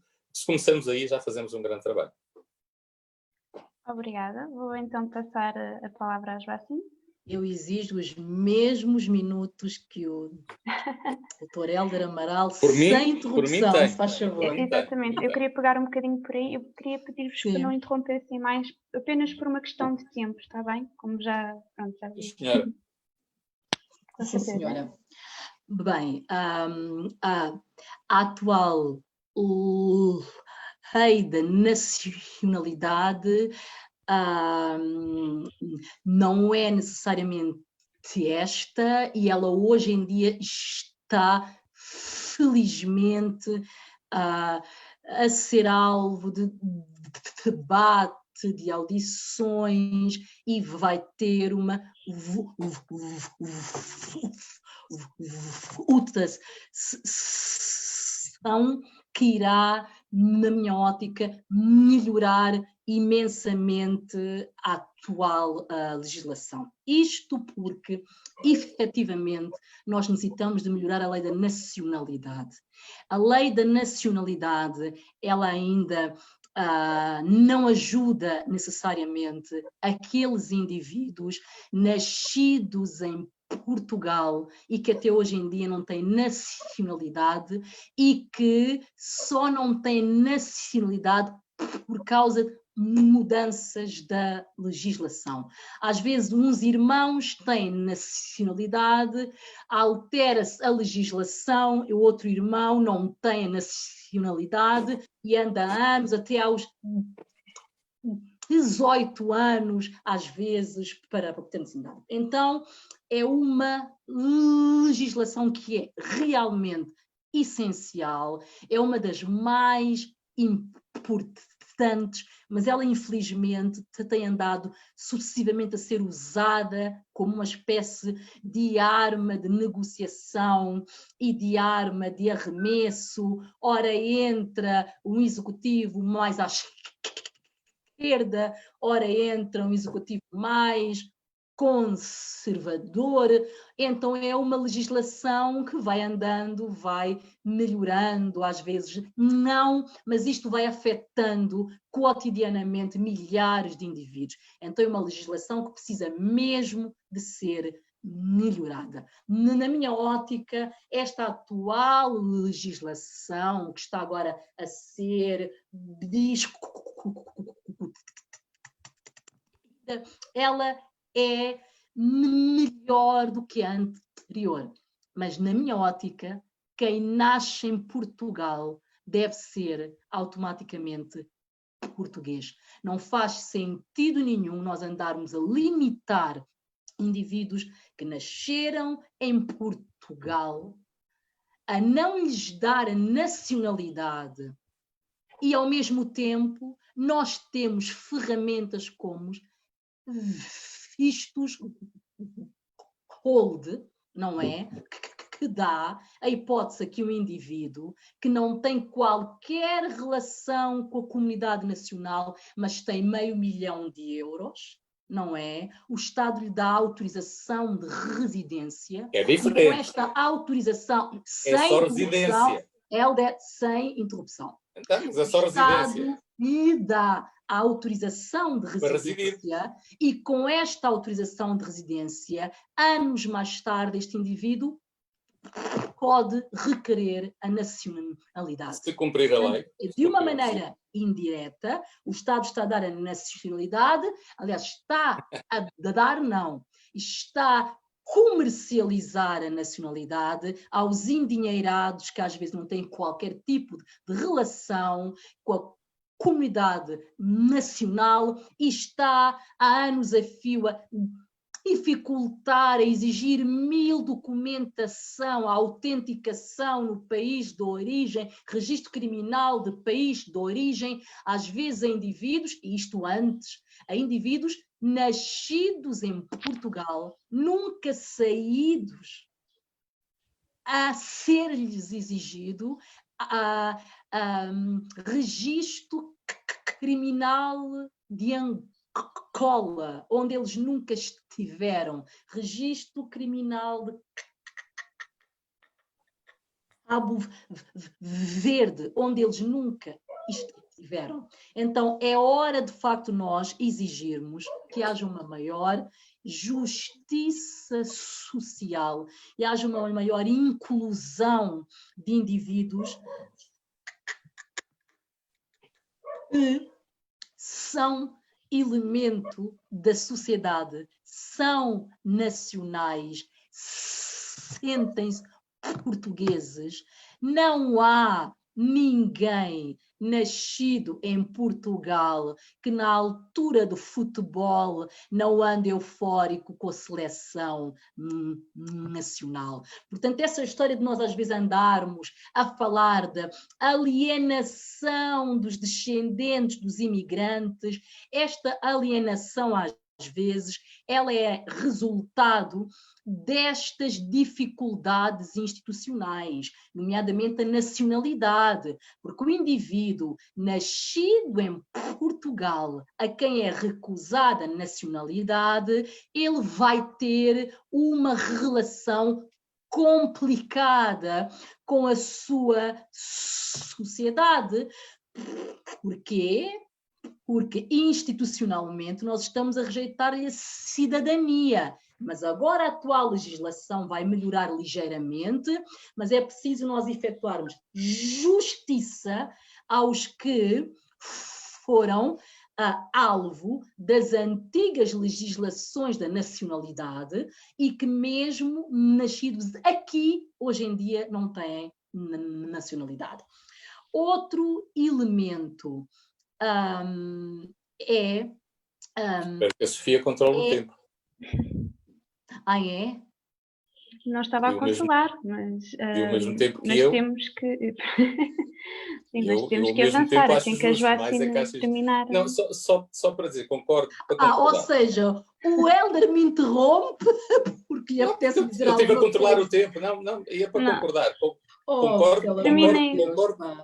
Concordo e espero, e desejo um belíssimo trabalho, porque acho que a lei tem que ser de facto mudada, e no aspecto em que fala, eu conheço vários casos de cidadãos, os tais que eu digo, são portugueses, não conhecem outro solo, só que estão cá e é despedido o tal registro criminal, em poucos casos, é porque há dúvidas, porque os pais não eram portugueses, mas esses são os aspectos da lei que têm que ser melhorados. A lei, ainda bem, é evidente que se vão mexer na lei, eu presumo que seja para melhorar, quero acreditar nisso, quero que seja feita com ponderação, para quê? Para que ela também tenha estabilidade, porque o que falou é verdade. Se ela não for feita com bom senso e com estabilidade, se houver uma mudança do governo ou da composição do Parlamento, voltamos a mexer na lei. Eu tenho que interromper, que a regra era não haver interrupções, que era cada um dizia a sua ideia, não, queria responder, é só para assim e não volta atrás, assim não volta atrás, concordar com isso. E desejo que resolvam esse problema de facto, resolvam esse problema dos cidadãos nascidos em Portugal, de famílias já com processos até legalização em curso. O Hélder esteve anos a fio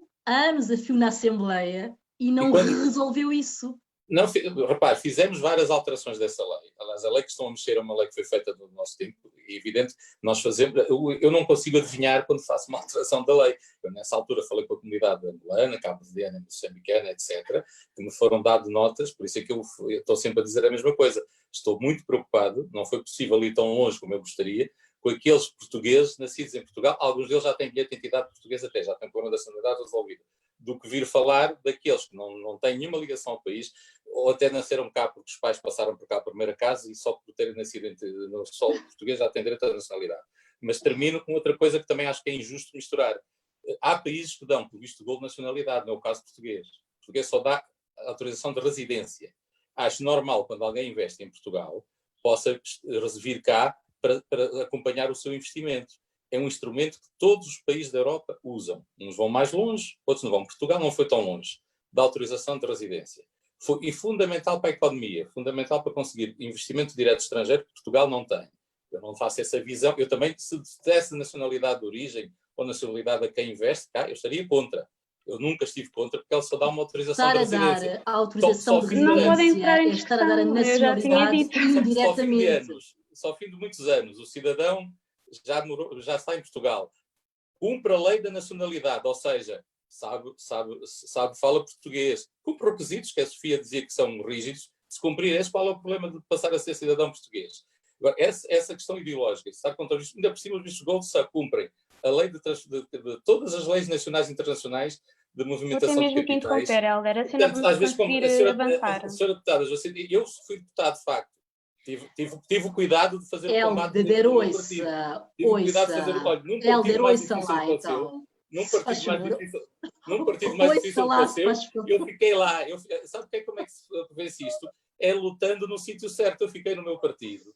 Combati dentro do meu partido. Conservador, com problemas de afirmação, mas estive lá dentro. Não desisti, não fugi. Estive lá a lutar. Que é para depois ter força. Porque depois uma deputada não inscrita vale, em termos de capacidade negocial de uma lei, zero. Consegue-se Acho que sim. Não tenho a menor dúvida. Estive lá com Acho vários que sim. deputados não inscritos, até tive Bem, um partido. vamos Vale terminar, zero. vamos terminar Vale zero. que...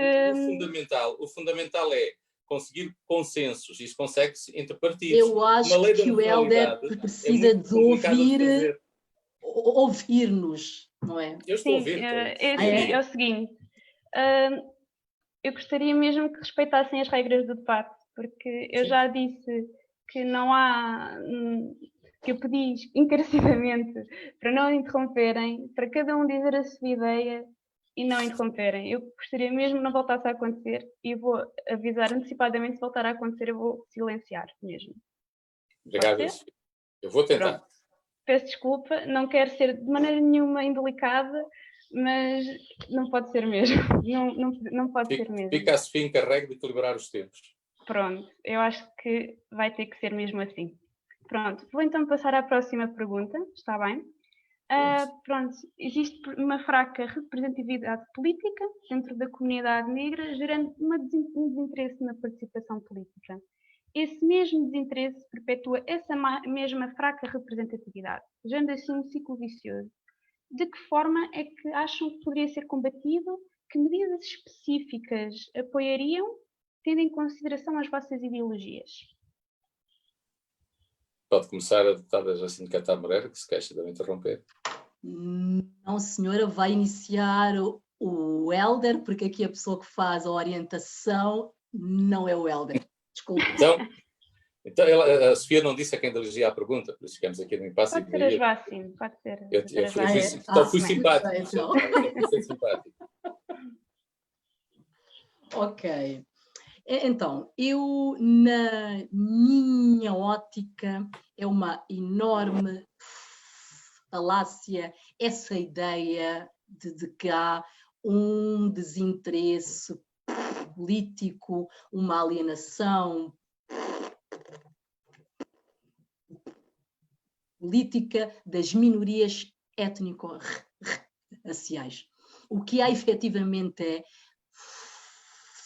falta de representatividade, não apenas na Assembleia da República, como nos partidos políticos. E isto, obviamente, que é este o elemento é que a seguir vem originar estas nossas ideias de que existe uma alienação, que as pessoas não se interessam e por ali fora. Se o indivíduo não encontra o eco das suas necessidades nas instituições, ela automaticamente não se irá envolver da maneira que haveria a hipótese de se envolver com estas instituições. Eu acho que a entrada este ano de algumas mulheres negras como deputadas na Assembleia originou uma enorme demonstração de interesse sobre a nossa política a indivíduos que nós achávamos que não estavam nem aí, estavam alheios completamente a isto. Então, é de facto necessário nós investirmos numa maior representação e representatividade, não apenas da comunidade negra, como da comunidade cigana. É fundamental que a Assembleia da República seja o espelho da nossa sociedade. Ela tenha lá indivíduos de diferentes origens, com diferentes óticas e que todos os cidadãos tenham a hipótese de olhar e de se identificar. A Assembleia da República só vai ser verdadeiramente democrática e representativa se ela for igual às ruas do nosso país e não for a reprodução sucessiva das desigualdades e da exclusão de muitos indivíduos, não apenas com base na sua origem étnico-racial, mas também oriundos da sua condição socioeconómica. Uma Assembleia da República em que os representantes eleitos são, na sua maioria, indivíduos que não têm as experiências cotidianas da população, é uma Assembleia da República que se representa a ela, não é? Ok, vou então passar a palavra ao Hélder. Ok. Eu acho que o tema é importante. Os dados, convém utilizar a razão de ciência, os dados estão expressos na abstenção. Não é nada que não seja fácil de avaliar em todas as eleições, presidenciais, autárquicas ou legislativas.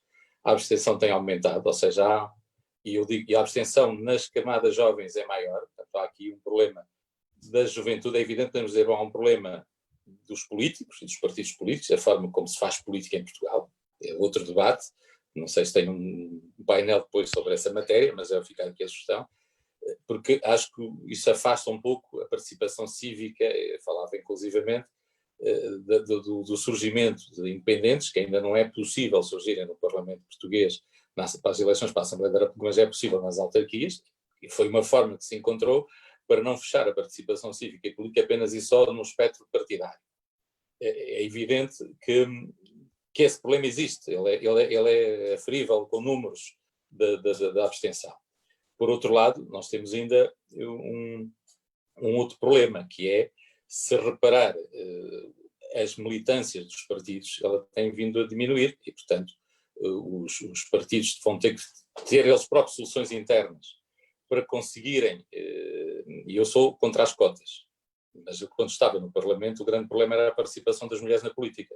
Já não eram os jovens, apesar de eu achar que o Parlamento hoje tem mais jovens do que teve no passado, mas há um problema também de participação dos jovens na política. Há poucos jovens no Parlamento. Havia poucas mulheres. A lei das cotas, que eu fui contra, melhorou um bocadinho, por isso é que eu acho que há aqui um processo que tem que envolver os partidos, que são os partidos que concorrem à Assembleia, são os partidos que fazem a nossa organização democrática, mas também pela via legislativa.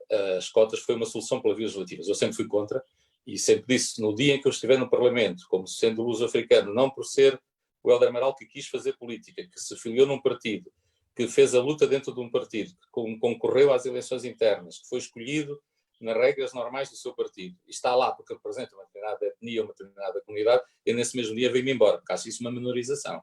Registro com agrado que os partidos de esquerda, que sempre foram muito vocais nesta coisa da igualdade, só agora têm 3 mulheres. Um partido já não tem, porque a deputada agora é não inscrita, já não tem um partido. O outro só tem 2, eu ainda fico à espera de ver se vão assumir algum cargo dirigente. Olha, eu fui vice-presidente da bancada do meu partido, até fui presidente da Comissão de Economia, Inovação e Obras Públicas no Parlamento, apesar da minha cor. Mas fiz o jogo não fazendo o papel não me vingando de ninguém, não fazendo o papel do Calimero, jogando o jogo e impondo a minha presença e a minha capacidade em pé de igualdade com os outros.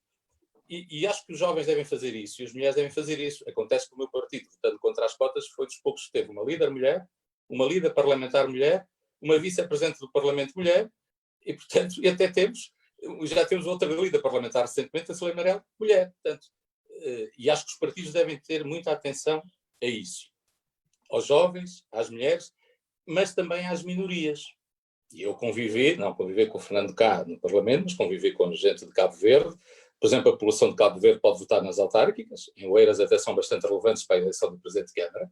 A população búlgara, eu fui coordenador autárquico do meu partido e garanto que nas minhas listas que eu fiz, até a comunidade chinesa estava representada. Não porque era nova, só porque era nova. A cabo-verdiana, já todas as outras estavam. E como estávamos com um fenómeno, eu digo a sua deputada, não convém ter sempre esse sentimento revangista sobre as coisas. Porque como estávamos com um fenómeno de vinda de muita comunidade chinesa, repare, na altura, eu estive sozinho 16 anos, quando todos os outros falavam nas igualdades, mas não tinham nenhum candidato negro a nenhuma lista, a nada, não é? se quisermos fazer a história e fazer os ajustamentos com a história, também convém dizer que não é ir ao século passado, é ir às legislaturas passadas para saber onde é que o Bloco de Esquerda, onde é que o LIVRE, na altura não elegia, mas também nunca teve, mesmo quando elegia, nunca teve cabeça de lista negra e agora deu no que deu. E, portanto, sejamos coerentes, porque agora, pelos vistos, descobriram a história e descobriram o problema. O problema já existe há muito tempo. Eu sofri imenso. E quando cheguei lá, o Fernando Caco saiu, e saiu muito zangado com o Parlamento, basta ver as suas intervenções posteriores a isso, com pena minha não ter lá estado para ajudar, e eu tentei ler muito de qual foi o percurso dele para não também tentar cometer os mesmos erros. E por isso é que eu disse que nós temos que discutir isto tudo de forma alargada. Nós temos um problema sério da participação de jovens na política. Não querem saber da política. Podemos discutir as causas, mas não é isso que nos pedem. E eu acho que gostava de poder resolver esse problema. Não sei se as cotas resolvem. Eu não gosto de cotas, não as defendo. Mas devo reconhecer que se não fossem as cotas, não havia tanta mulher no Parlamento como há hoje. E algumas delas de enorme qualidade. E, portanto, acho que tem que haver aqui um trabalho a vários níveis. Dentro dos partidos políticos não podem ser tão fechados sobre si próprios, com políticas tão exclusivas das minorias, tão carreiristas. Mas eu acho que até aí já se fez um bom trabalho, que eu espero que não se perca. Porque eu, quando cheguei ao Parlamento, o Parlamento tinha, por exemplo, poucos professores. Poucas pessoas que não eram ou juristas, aquilo era essencialmente juristas. Depois foram surgindo professores, arquitetos, engenheiros, pessoas sem emprego, domésticos já tivemos, agora até pessoas com limitações com deficiências físicas. Eu acho que o caminho está a ser feito. É por isso que eu prefiro proteger esses sinais que os partidos vão dando de alguma abertura. Eu não critico as 3 mulheres, acho que tem que haver mais. Temos pouca comunidade cigana, tendo em conta a comunidade cigana que existe em Portugal e tendo em conta a sua relevância em termos de números, e eu aqui estou a falar de uma percepção, mais uma vez, os CES podiam nos ajudar a dizer, olha, temos de facto aqui muita gente. Registro que na comunidade negra tem acontecido um fenómeno engraçado. Na academia são mais, estão a conseguir terminar os cursos, estão a conseguir no mundo empresarial, qualquer que seja o nível, haver cada vez mais comunidade negra. Ainda não chegaram à política. E eu não creio, estava há bocado a dizer, se calhar não querem. Mas preciso perceber se é mesmo assim ou se os partidos estão a criar barreiras a que a comunidade negra consiga participar na política. Na comunicação social isso acontece. Eu acho que há, em alunos de jornalismo, bastante comunidade negra, nos atores bastante comunidade negra, e ainda assim... Acho que é hora... Não, por isso é que eu digo que não... Por isso é que eu prefiro, lá está, em vez de discutir coisas de forma mais... Vamos aproveitar o que há e conseguir trazer mais gente para dentro. O que eu tentei, o contributo que eu tentei dar, e eu digo, olha, se um dia a deputada Joacim Catamara tiver a oportunidade de ir ao Parlamento Europeu, vai perceber então o que é racismo à séria. E é que eu senti aí, porque aqui estamos com lordes ingleses, com extrema-direita... Já passou o tempo de intervenção, estou a tentar que seja o mais igualitário possível.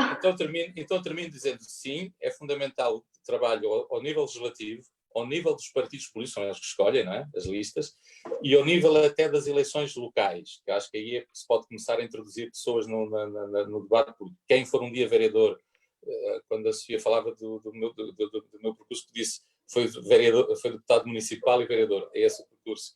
Depois chega-se a lista de deputados, mas isso também acontece a qualquer outro. É preciso primeiro dirigente local, nacional, deputado municipal, vereador, e acho que porquê? Porque Obrigada, Helder. Vou passar para...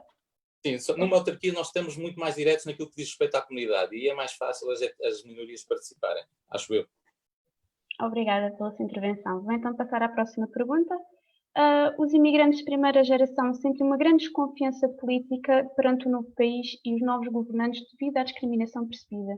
Eu queria saber se, na vossa opinião e com base nas vossas experiências, porque é que esta desconfiança existirá na população de primeira geração e se deveriam existir medidas para combater a existência desta desconfiança. E se poderiam comentar o facto da segunda geração diminuir esta desconfiança e o impacto que isto poderá ter nesta problemática. Passar a palavra à Joacim. Bem, antes de mais nada, dizer ao doutor Helder Amaral de que no espaço desta uma hora, é isso? 1h e qualquer coisa, já efetuou aqui algumas afirmações absolutamente difíceis, digamos assim, relativizando sucessivamente a questão de racismo, referindo neste exato momento, se estiver no Parlamento Europeu é que vai ver o que é o não sei quê, etc. Isto não ajuda nada à discussão sobre o racismo, estas comparações sucessivas, esta hierarquização das violências. Violência é violência. Obviamente de cá vários níveis de violência, mas no que diz respeito ao racismo especificamente, só aquele que é alvo, que é vítima do racismo, é que tem a hipótese... Não me vai dar lições sobre isso, pois não? De afirmar se há, se não há, e por aí fora. E ouvir indivíduos como o Dr. Hélder Amaral, com a sua responsabilidade a relativizar isto, para mais sendo um homem negro, é muito confrangedor. Absolutamente, não é? Isto, exatamente porque o Dr. Hélder Amaral usa do seu posicionamento e da sua capacidade de se relacionar, de se defender, não é? Para relativizar o racismo, os impactos negativos do colonialismo, como se todos os homens negros e todas as mulheres negras tivessem hipótese de fazê-lo. Mas é preciso referir isto, que este ambiente da Covid-19 andou-nos afinal a revelar que muitos dos que nós hoje em dia damos o nome de trabalhadores essenciais e trabalhadoras essenciais são indivíduos que oferem rendimentos miseráveis, são indivíduos que estão a lutar pela sobrevivência e que muitos deles fazem parte das minorias étnico-raciais. E são esses indivíduos que hoje, os que não deixaram de trabalhar durante todo o estado de emergência, os que estão hoje em dia a ser novamente alvo de um estigma enorme, porque naturalmente fazem parte dos indivíduos agora a que damos o nome dos novos infectados. Os novos infectados são aqueles indivíduos que nunca pararam de trabalhar. As pessoas que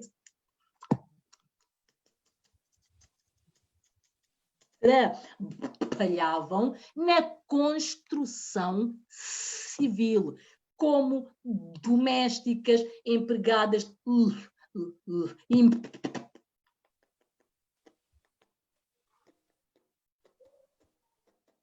empresa, trabalhadores, etc. São os indivíduos que estão em áreas como Amadora, Loures, Odivelas, etc. Não é? E indo a esta ideia de imigrantes primeira geração, segunda geração, isto é algo que já foi analisado, já foi discutido, já foi alterado.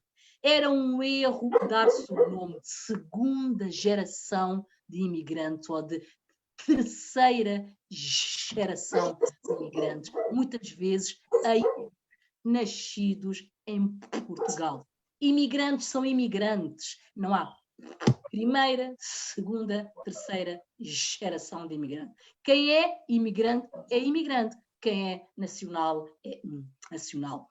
Pode-se dizer os descendentes dos imigrantes, os filhos dos imigrantes. Ok. E esta ideia de que há uma enorme desconfiança dos imigrantes face às instituições políticas, de que há um desinteresse político dos imigrantes. Na minha ótica, isto é o inverso.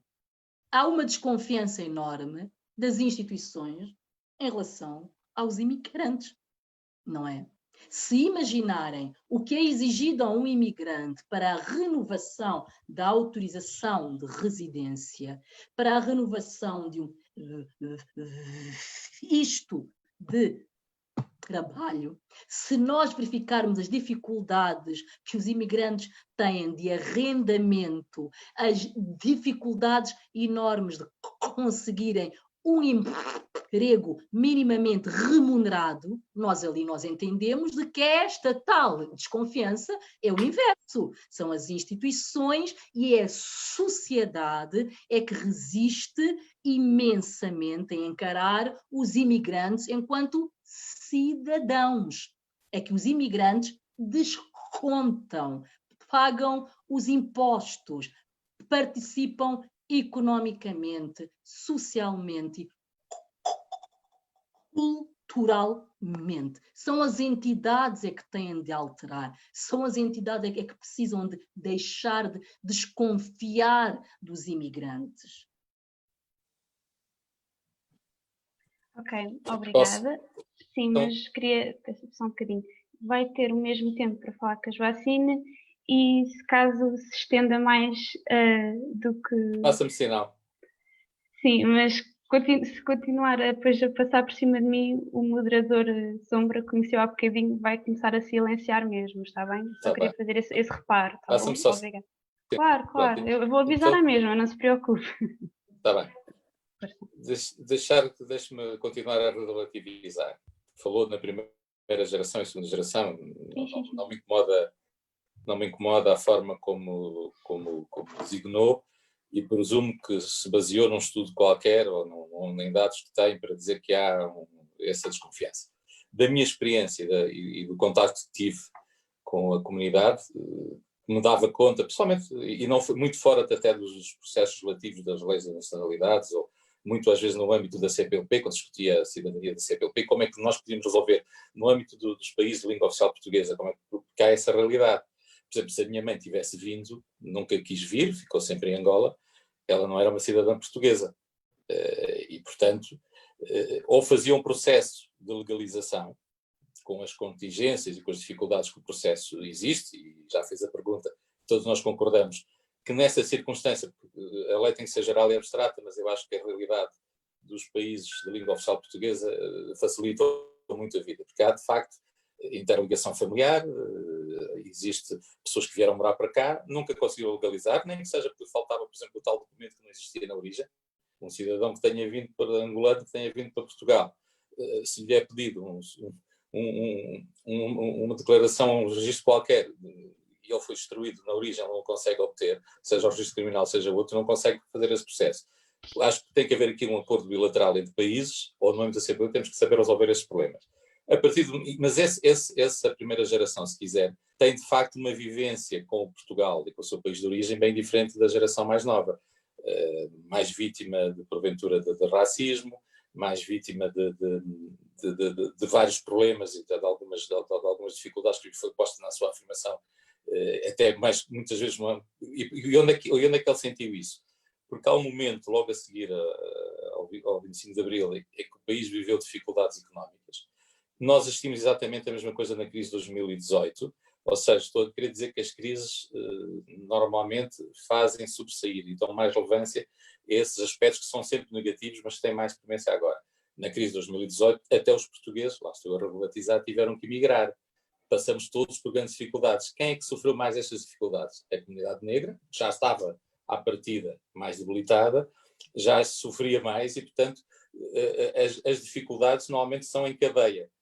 Quem estava na classe média alta acabou por passar para a classe classe média só, da média para a baixa, e a comunidade negra, sem falar em imigrantes, os portugueses negros, os portugueses do interior, os portugueses das classes mais baixas sofreram mais, muitos tiveram que emigrar, e muitos tiveram que se limitar a fazer as tais profissões que a deputada assim que a Vânia dizia bem, que são as profissões que, por exemplo, em crescimento económico ninguém quer fazer, mas isso também acontece no espaço europeu. Os portugueses foram para a França para empregados de limpeza, hoje já são empresários e já fizeram esse caminho, na Suíça ainda é um pouco assim, e, portanto, os imigrantes que vêm para Portugal vêm ocupar posições e locais de trabalho que os próprios portugueses ou deixam de fazer porque há uma mão de obra disponível para ganhar menos, portanto, essas são as leis do mercado.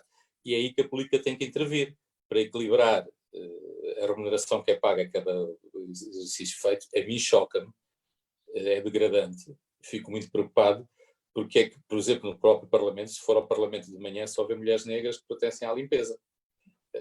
E, portanto, eu digo, isso é uma fatalidade ou é possível encontrar aqui um problema, identificar esse problema e temos que encontrar uma solução? E esse porquê? Porque depois o que é que acontece aos filhos deles? E aí, Sofia, não sei se é mas acho que aí o seu programa e a sua associação pode fazer muito. Eu, quando participei no último debate do Parlamento, e foi um dia inteiro de audições com todas as comunidades, com os líderes, uma das líderes até hoje é deputada do Bloco de Esquerda, portanto já estava a preparar a sua campanha participando nesse evento e disse coisas acertadas. O que mais me chocou foi ouvir os jovens, filhos de cidadãos portugueses, porque eles também já eram portugueses com bilhete de idade, outros só da tal primeira geração, porque os pais não são portugueses, e aí não há nada a fazer. Se os pais não são portugueses, é melhor tratar do processo de legalização. Se uma pessoa não é portuguesa, não pode ser tratada como portuguesa. A regra é que tem que se esclarecer nas finanças e na segurança social. E depois temos que resolver, então, o problema do trabalho. O que eu não quero é começar a chegar estrangeiros em Portugal, fruto das máfias, de grupos organizados que fazem exploração da fraqueza alheia, fazem até tráfico humano, e nós temos um processo tão inócuo, tão pouco auditado, tão pouco rigoroso, que permitimos que esses crimes contra as pessoas e contra a liberdade das pessoas existam. Eu prefiro o contrário. Prefiro obviamente, essa segunda geração. Choca muito, porque ouvir um jovem que me diz que é português, tem bilhete de identidade, tem a minha cor, está no meu país, que é o país dele, e se sente completamente afastado da vida do país, sente que o país lhe fecha a porta, não é capaz de ir ao centro comercial, não é capaz de vir a passear à noite a Lisboa, não é capaz de ter acesso à universidade, não é capaz muitas vezes, porventura não chega ao mercado de trabalho, porque também não teve essas oportunidades. Acho que o país, quer aos negros, quer aos outros brancos, que também têm essa dificuldade, tem um trabalho imenso a fazer. Eu olho para a comunidade como um todo, onde estão os ciganos, que têm que cumprir regras e que também têm direitos, onde está a comunidade portuguesa do interior, que tem que cumprir regras e também tem direitos, onde está a comunidade negra, seja ela do interior ou do sul. Eu olho para o país como um todo e digo, nós temos aqui franjas da sociedade, temos que integrar, independentemente da sua classe social, da sua cor, da sua religião ou da sua orientação sexual, ou que está na Constituição. E eu prefiro trabalhar sempre como um todo, porque em vez de fazer... isso tem faltado. Cada vez que eu tenho uma crise, não tenho a menor dúvida, quem vai ficar a fazer os trabalhos menos remunerados, porventura até de forma, em alguns casos, de forma a ser explorado, são a parte da sociedade menos capaz e menos preparada. E em muitos casos, estão as pequenas comunidades e as etnias mais favorecidas. Mas também estão portugueses. Eu não estou com isso a relativizar. E quando há bocado falava no contexto europeu, é que eu digo que nós temos todos no contexto europeu, há aqui uma gradação fruto de leis e fruto de uma certa forma de olharmos para a sociedade e de uma forma de organizarmos o poder político e os centros de decisão, que é muito, não chamaria racista, talvez xenófoba seja a forma mais correta, ou até muito classista, se quiser. Uau! Por isso é que eu dizia há bocado, também não havia filhos de jurista, era jurista, se filho de deputado era deputado, ainda existiam alguns requisitos de filhos de deputados que o pai era deputado. Isto tem resolvido. O que é que eu quero? Sendo mais depressa, o que é que eu acho que é completamente inaceitável? Que um jovem da Amadora, do Barreiro, de onde quer que seja, não pode ser cortado o seu sonho apenas e só por ser negro. E por isso é que eu continuamente tentei trabalhar isso. Como também disse no início, tentei trabalhar que um jovem, para ser nascido na Beira ou em Bragança, e também não tem que ser cortado, estou a relativizar, não estou a falar de problemas iguais, e o jovem até é branco, mas também não chega lá. Portanto, nós temos esse problema, porque eu acho que se resolvemos esse problema, esquecendo a cor, eu estou convencido, e eu falo com muitos da comunidade negra, dos meus... Eu sofri horrores por racismo, os meus filhos têm de 14 a 16 anos e sofrem racismo.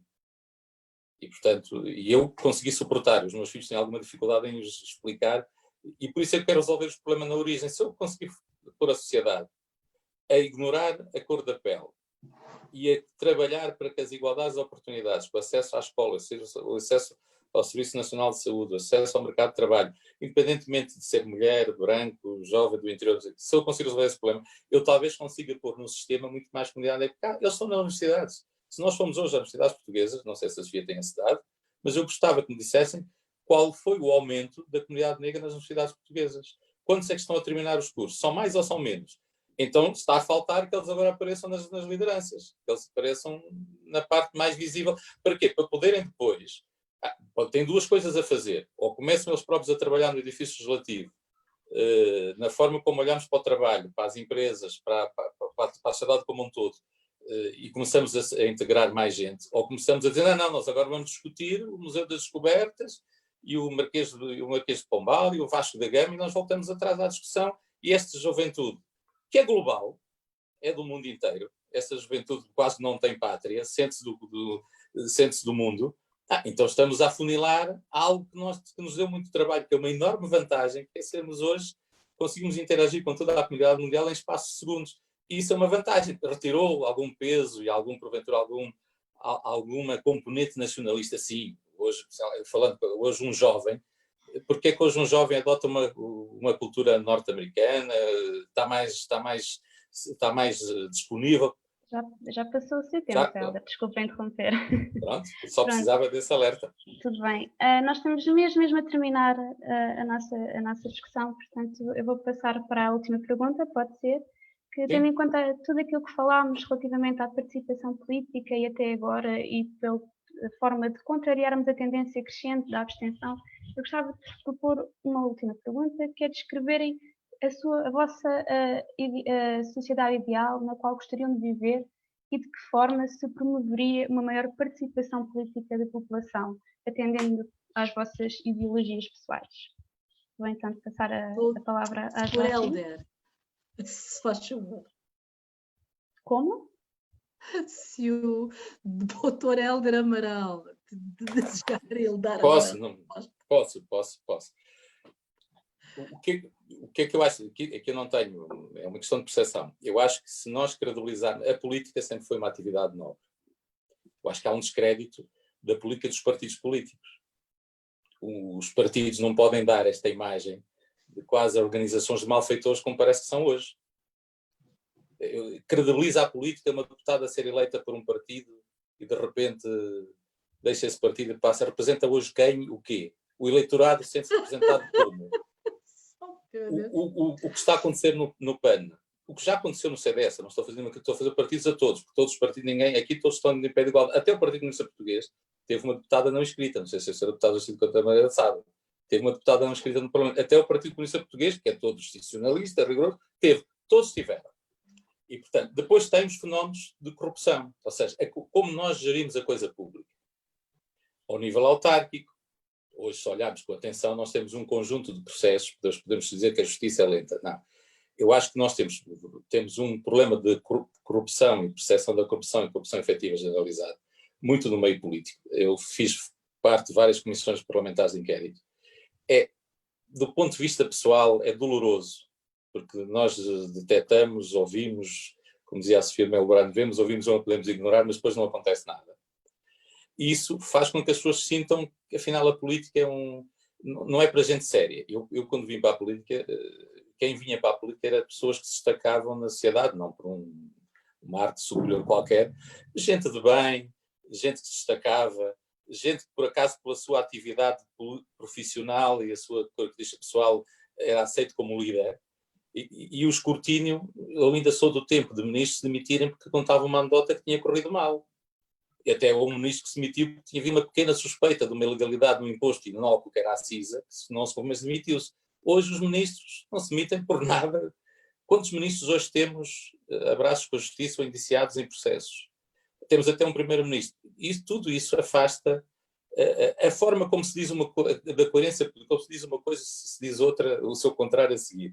Eu não quero julgar ninguém, até nunca quis que a Comissão de Ética me julgasse o que é que seja, porque a ética não é ninguém que me impõe, sou eu próprio. 16 anos de política, uma atividade muito intensa. Olha, estou de consciência tranquila. Agora, não me parece que os partidos escrevem uma coisa no programa e depois fazem outra. Escolhem um conjunto de deputados e depois aparecem outros. Quando estão no governo, fazem exatamente o contrário que disseram que não faziam. Quando o interesse nacional é posto em causa. Quando lá está, quando coisas tão práticas, como um cidadão português com bilhete de identidade português não tem acesso àquele que é a sua plena cidadania, o ser português de pleno direito, e nós depois discutimos coisas que acontecem em minha assistência, até fazemos relações de coisas que acontecem em minha assistência quando nós temos um problema sério de pobreza em Portugal, de afirmação de desigualdade de género. Temos um problema sério com a coesão territorial, mas ninguém quer discutir essas coisas, andamos todos a discutir outras coisas que dão mais notícias e porventura.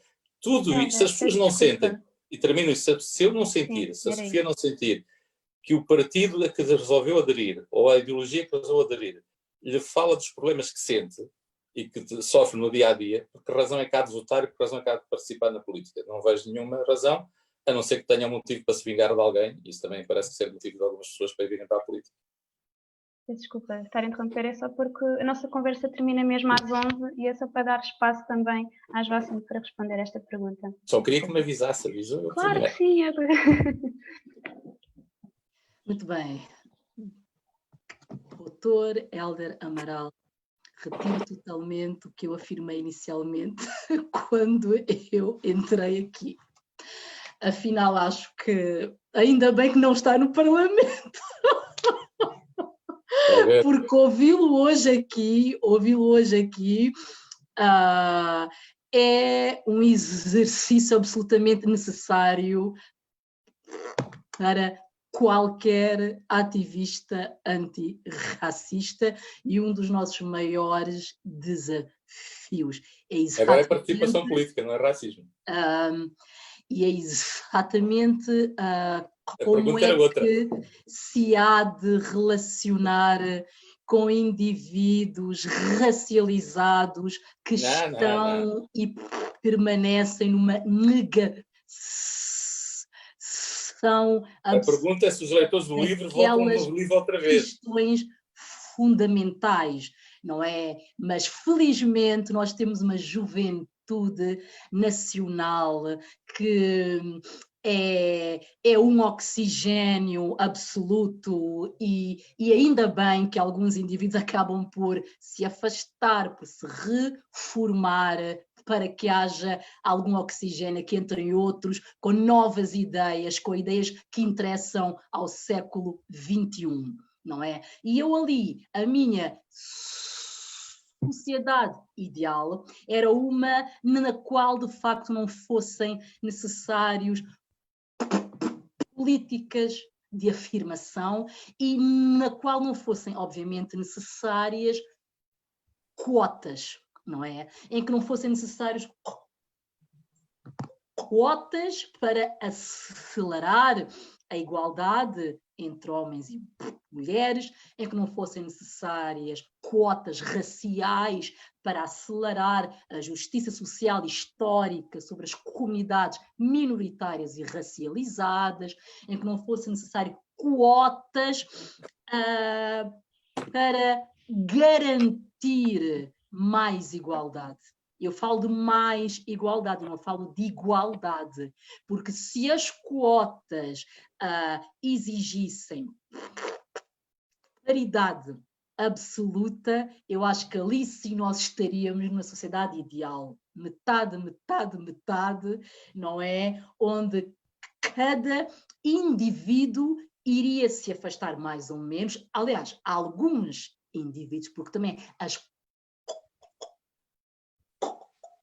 quotas, elas não abrem alas para toda a gente, não é? Mas ao menos alguns indivíduos iriam afastar-se um bocado das amarras do racismo institucional, das amarras de uma sociedade machista, na qual os homens têm dificuldade em ouvir as mulheres, em respeitar as orientações das mulheres, na qual há uma dominação institucional masculina que nos tem mostrado exatamente o que o Dr. Hélder Amaral referiu: corrupção.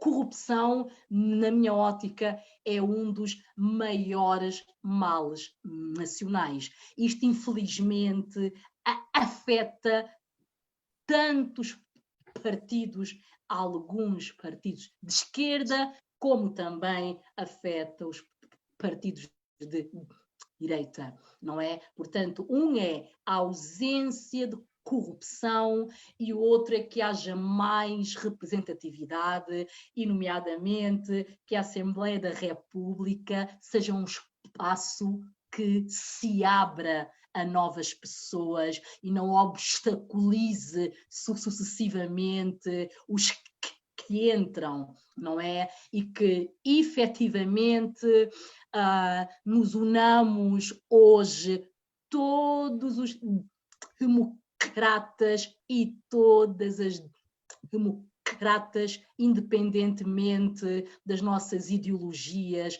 Nós precisamos de unirmos contra o fascismo, contra contra a extrema-esquerda, a democracia, verdade, contra o avanço da extrema-direita, que se alastra. Portanto, esta não é época de atacar deputadas não inscritas, Dr. Hélder, é época de atacar deputados que atacam a democracia. Os extremistas todos. Não escolha só extremistas de um lado, todos. Muito obrigada por estarem presentes. Foi um debate muito renhido. Muito obrigada. Tinha que ser. Claro, isto é sempre bom. Cumprimentos a ser deputada e assim que está infelizmente não... Retribuídos. Ok, pronto. Muito obrigada. Desejo o resto, se vou então terminar, desejo-vos a todos o resto de uma boa noite. Muito obrigada, mais uma vez. Muito obrigado, Sofia. Parabéns. Obrigada. O resto de uma boa noite para vocês. Muito obrigada.